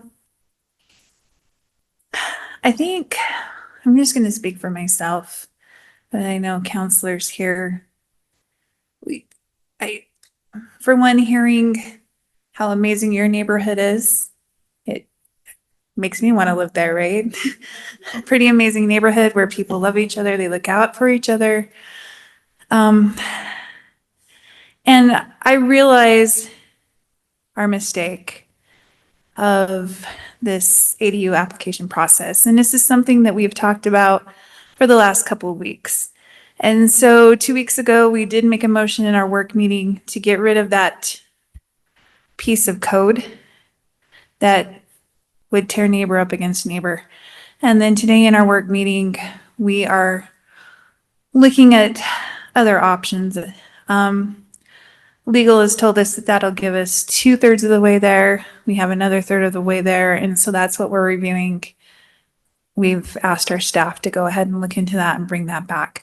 So I just wanted to make you guys aware that we hear you, we understand you, we understand that this was a bad process, and I apologize that we did put the neighborhood through this, but we are working on making this a different process and not as nightmarish as it's been. I am one personally that would rather see a neighborhood as a whole come together and not do spot zoning, house by house by house by house. I'm really strong on that, and I think my comments, even the last meeting, are still the same. And my thought process has not changed on that. But I do want to make it clear to everyone out there that we have heard you. We do recognize that the process was horrible for the applicant and for the neighborhood. I mean, it wasn't easy for the applicant, I'm sure, either. And we will be fixing this process. Thank you. Thank you, Counselor Bogdan. Counselor Handley. Yeah, I want to share a few thoughts as well. I first of all want to express thanks to everyone who's written, phoned, and communicated with me and the council over the last while. I've had some very valuable conversations with many of you, including the Ludlows. I want to express my gratitude to them. I spent some time in their home and was very grateful to understand their perspective, which I think is a very reasonable one. I do have some issues that I'll talk about here in a moment, but I want to make sure that they understand I respect their courage actually to do what's right, which is to go through this process, that you didn't have to do that. And on behalf of everybody here who's expressed heartache over the division, I share that. It was heartbreaking to hear from everybody about it. It's just something I know that we value as a community, not only in this city as a whole, but this is my neighborhood, and I love everyone in it, and care very much for the sense of community. So I'm sorry that, as Councillor Bogdan mentioned, that our process was less than perfect. That helped facilitate some of that division and tension. So we have been listening, and we're trying to address some of those things. I also need to be upfront. I mean, I've talked to a number of you. I've been very supportive of expanding accessibility to access to accessory dwelling units for a number of reasons, which I don't want to bore you with in entirety here.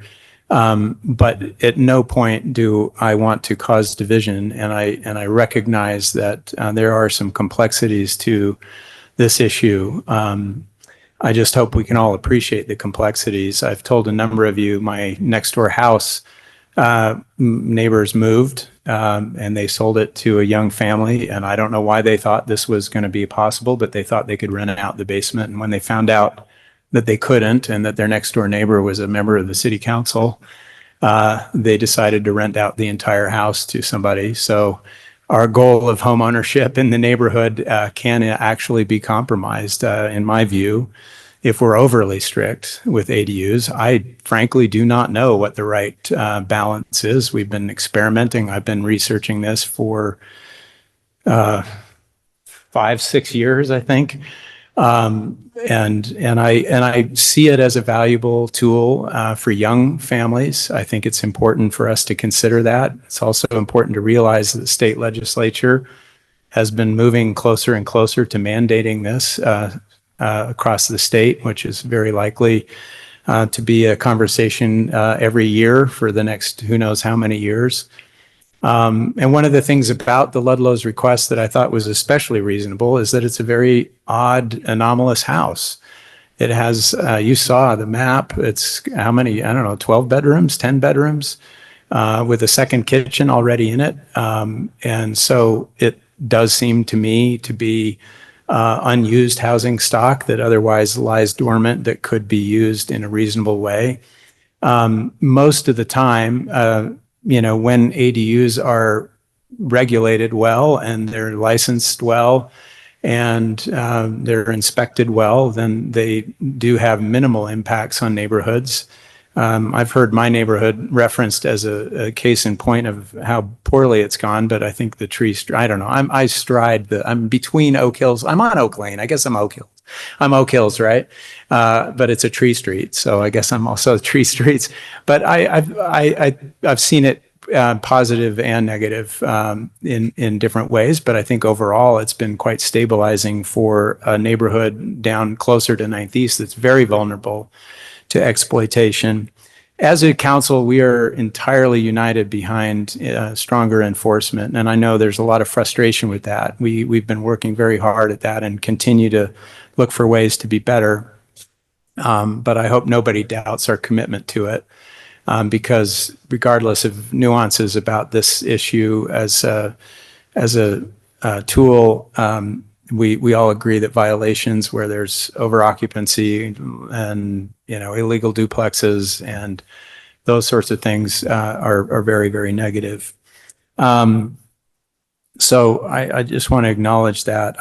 I felt quite a bit of respect and sympathy for the Ludlows.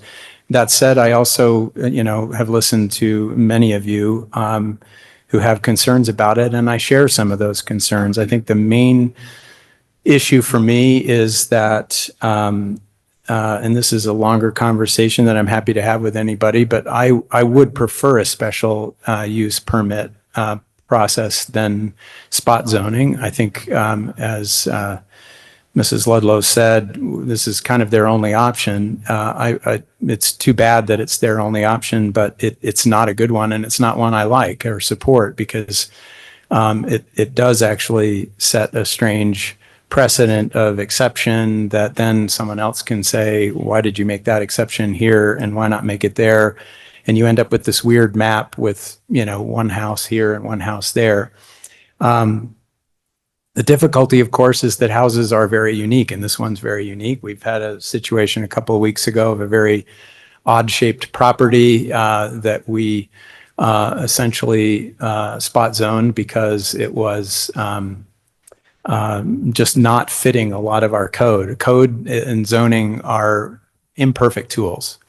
And they're not always, they don't always get us what we want, and they do sometimes have unintended consequences, like I'm experiencing with my next door house. It certainly is not an intended consequence of protecting single family detached homes that we would end up with more renters rather than fewer people.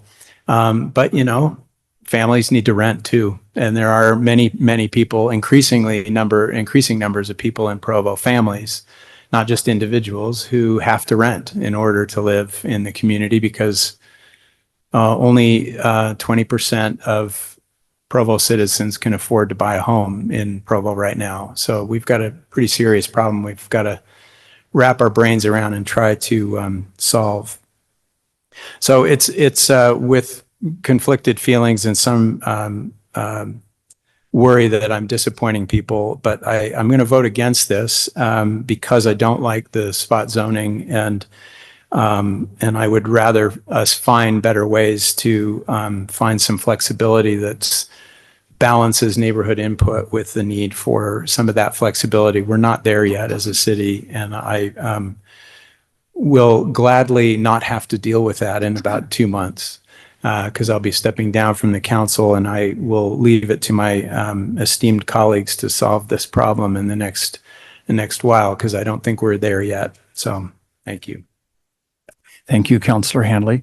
Councillor Hoban. Thank you. So one point I wanted to make, just to manage expectations, is that no matter what we do, people are always going to be able to apply for a zone change. And we can take away the special use permit like we did. We can take away this pathway, and there's still going to be a zone change pathway. And that will still lead to divisiveness in neighborhoods. You cannot stop people from applying for an ADU in one way or another. So ultimately, I understand that we don't want to create this divisiveness in neighborhoods, but as long as people want ADUs, it will exist. So I guess I just want to manage expectations that no matter what we do, people can still go apply for a zone change, and that is going to lead to neighbors opposing that zone change. And ultimately, there will always be a pathway for an ADU. You cannot stop people from attempting a zone change. So in the end, there's always going to be a pathway, which means that there will always be divisiveness around ADUs. So I guess I just want to make sure people understand in the audience that there will always be a pathway. The reason we went with the special use permit was to try to make sure that neighbors could provide their input, be engaged, provide that input back to the council in a way that was more formalized and such. But, I guess in the end, no matter what we do, there's always going to be people pushing back against ADUs, whether we have a special use permit or not. The nice thing about the special use permit is it created a administrative pathway, as opposed to the council having to spend so much time on each ADU application. So in the end, we've potentially made it a little more difficult, but also created a lot more hassle. So in any case, I just wanted to at least throw that out there, that no matter what we do, there are going to be people showing up to city council meetings, neighbor against neighbor, saying, I don't want this zone change that this person is requesting in order to be able to have an ADU. So just keep that in mind. There's not going to be a perfect solution to this. And frankly, I think it's important to make the point that the reason we are dealing with spot zoning today is because the special use permit pathway was taken away. And so it's the only pathway available. At this point, the only pathways available are through a zone change or through this path that's currently being utilized. So, if we had a special use permit, then it wouldn't need to be spot zoning, and it would go away when, that person who is the owner occupant were to go away. So, specifically in regards to this request, sounds like there's a lot of history around rentals and angst in this neighborhood, and that, rentals are a little more prolific here in this area. That's being considered. So I think that is something to be considered.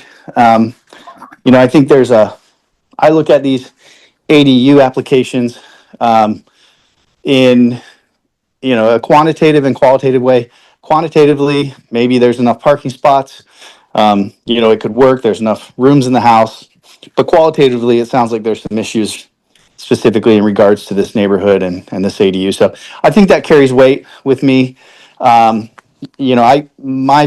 biggest concerns with ADUs have been, I don't want to open up large swaths of the city to ADUs. I think that creates a lot of issues in regards to infrastructure, in regards to enforcement and managing these ADUs. So, I've always been opposed to that.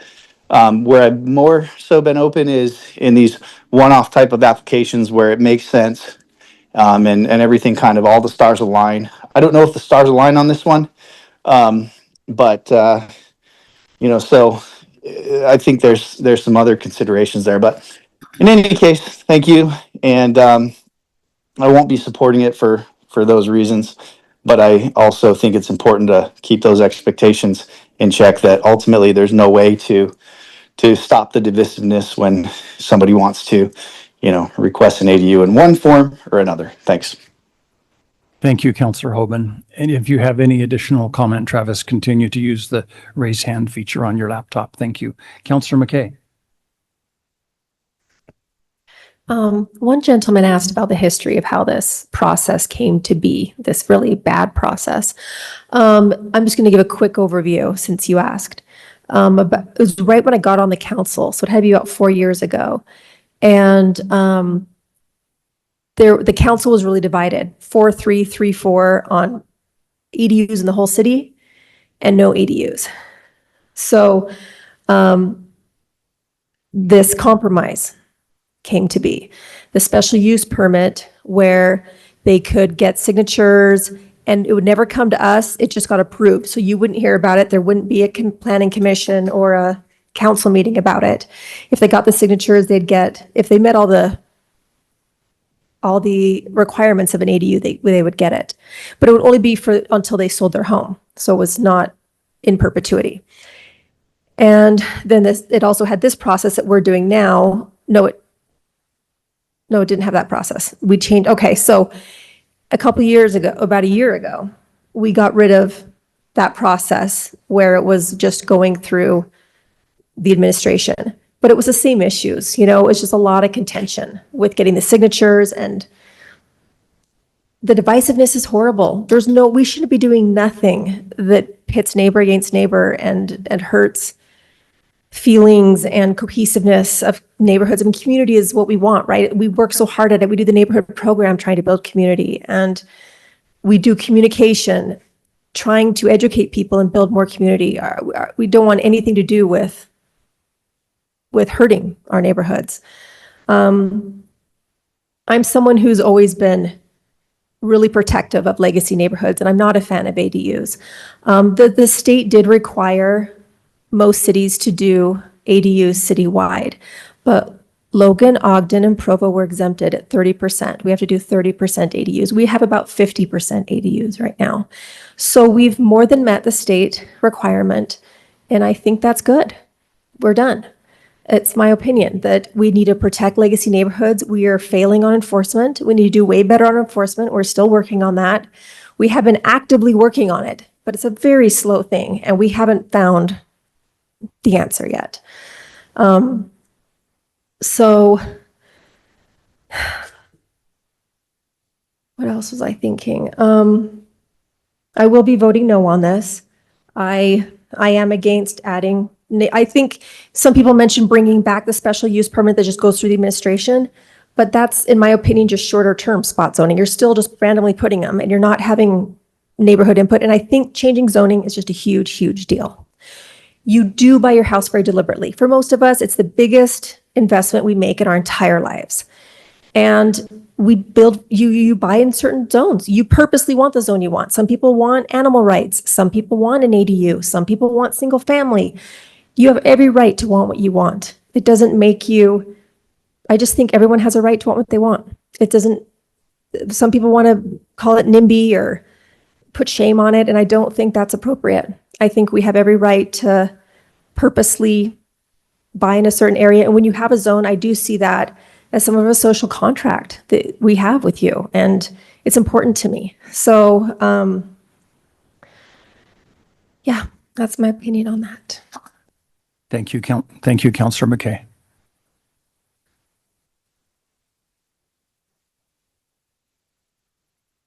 Councilor Whipple? This entire discussion just fills me with a lot of heaviness.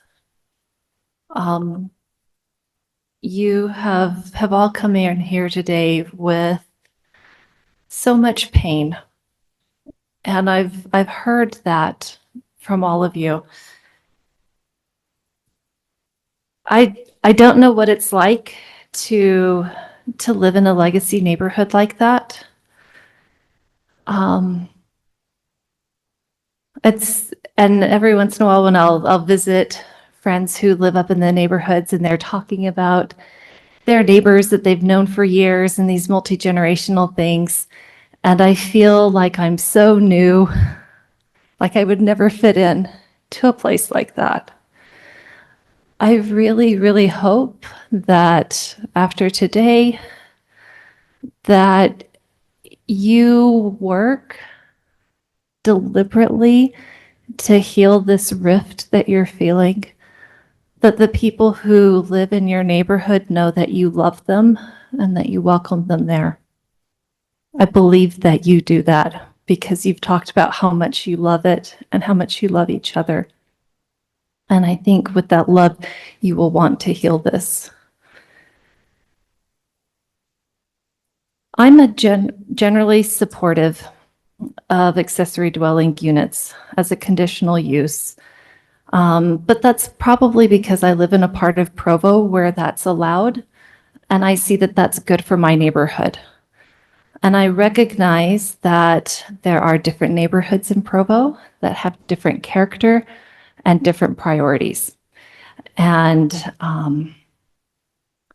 so I respect that while I see the benefit of this in my neighborhood, that it's good for my neighborhood character, that you do not want that in your neighborhood because it's not part of your established character.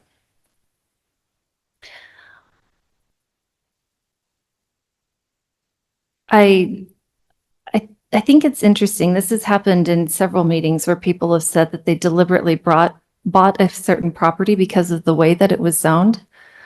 That wasn't what I was looking at when I was house hunting. I was looking at like a home that I could afford to buy, that our family would fit into. I wasn't reading the zoning requirements or thinking, you know, this is the particular use. I was just looking for a house. And I didn't realize that people used that as a filter when they were searching for their homes. It may be that some people had more choice or more options when they were looking than I had. That's an interesting concept to me. I will also note that some of the emails we've gotten and some of the comments tonight, we're really concerned about high density in your neighborhood. It will say under the definitions that we have for low, medium, high density, even if every single house in your neighborhood were a duplex, it still would not be high density, just by the definition of that word. But I know, I just say that so that I can help you understand that even an ADU would not be like getting a high-rise apartment complex there. You know, it's an entirely different thing. It's like a Chihuahua and a Great Dane, different animals. I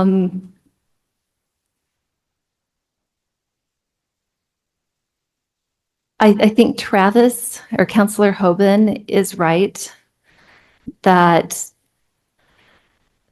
there will always be the right for anyone in Provo, whatever property that they have, to apply to change their zoning, whether they are commercial or industrial or agricultural or residential. They will have a right to request a change. And we can make it harder for them to exercise that right, but we can't eliminate it. The last comment that we had tonight from, let's see, Mr. Woodward asked that we table this and find a better solution that could eliminate discord and this sense of heartbreak. But he didn't have a suggestion for what that solution would be. And I don't think any of us have that either.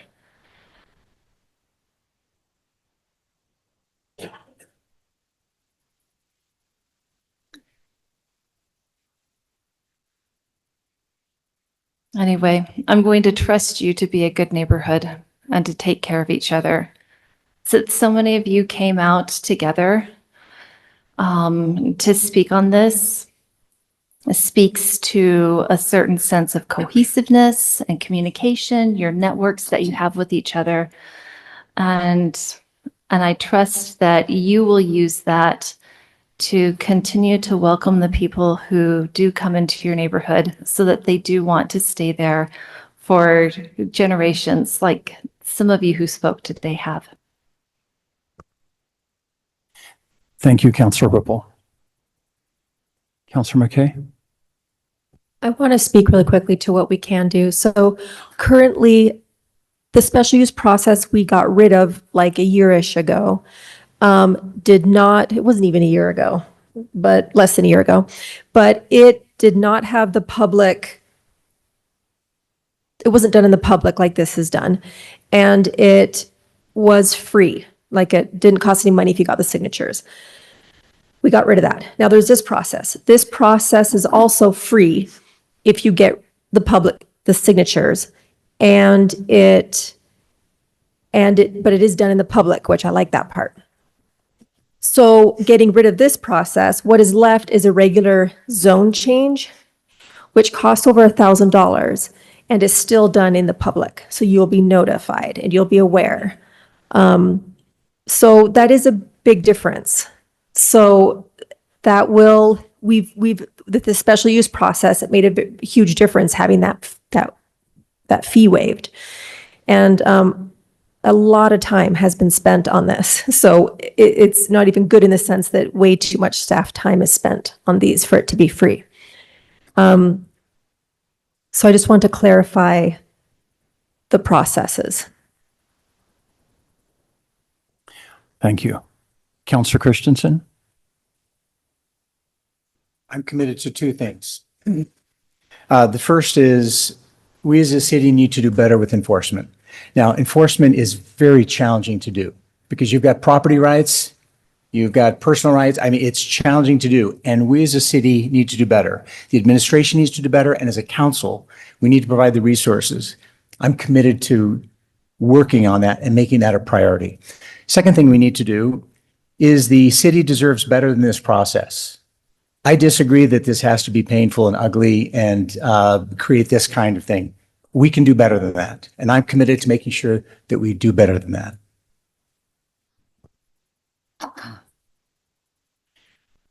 Thank you, Counselor Christensen. And again, we thank all of you for the time you've invested to be involved in this process and to come and share your input and opinions tonight. I agree that we need to do better with enforcement as a city. We have felt frustrations as well in this process, and I agree with Jim that Councillor Whipple mentioned. I believe there is a solution that we can find.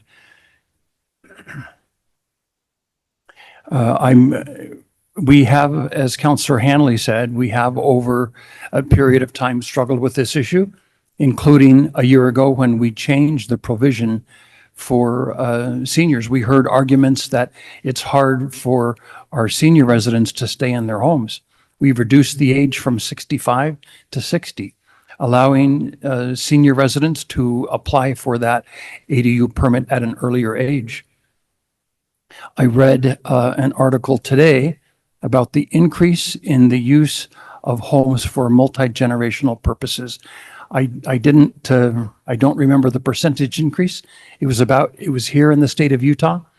We do have challenges that we're facing regarding the affordability of homes. Families, the next generation is having a hard time affording a home. And so homes are being converted into multi-generational homes. That's also allowed by our city code. Councillor McKay mentioned the percentage of our neighborhoods that do currently allow ADU, the overlay at 50, excuse me, at 50 or 51%. So I'm glad that we have that. We are striving to find ways to make housing more affordable. One issue that we have undertaken in the last month is identifying an area where where 34 units of workforce housing will be built on land that is in a land trust for Provo City, so that public safety, other employees of the city can find some affordable housing and live in the communities that they serve. So we are striving to look for ways to address this possibly most difficult issue that we face. I do agree, though, that these issues need to be considered on a neighborhood by neighborhood basis. We did approve maybe 18 months ago another neighborhood contiguous to Kiwanis Park that in a unified way wanted the A overlay zone contiguous also to another ADU zone, and that was approved. So I'm glad we have neighborhoods in the city that that support these issues that we're talking about. But again, I do want to respect the rights of neighbors, the opinions of neighbors and neighborhoods who have preferences for how their neighborhoods are maintained. In this case, in a single family zone. Any other comments, councilors, or questions? If not, I'll call for a vote. Councilor Hoban, I'll start with you. No. Thank you. Councilor Whipple, No. Councilor Garrett, no. Councilor McKay, No. Councilor Christensen, No. Councilor Hanley, No. and Councilor Bodden. No. This motion then fails on a vote of 7-0.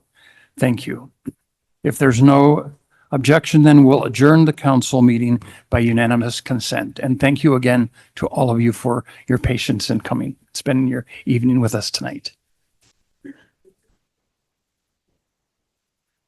Come back again soon. We need an audience.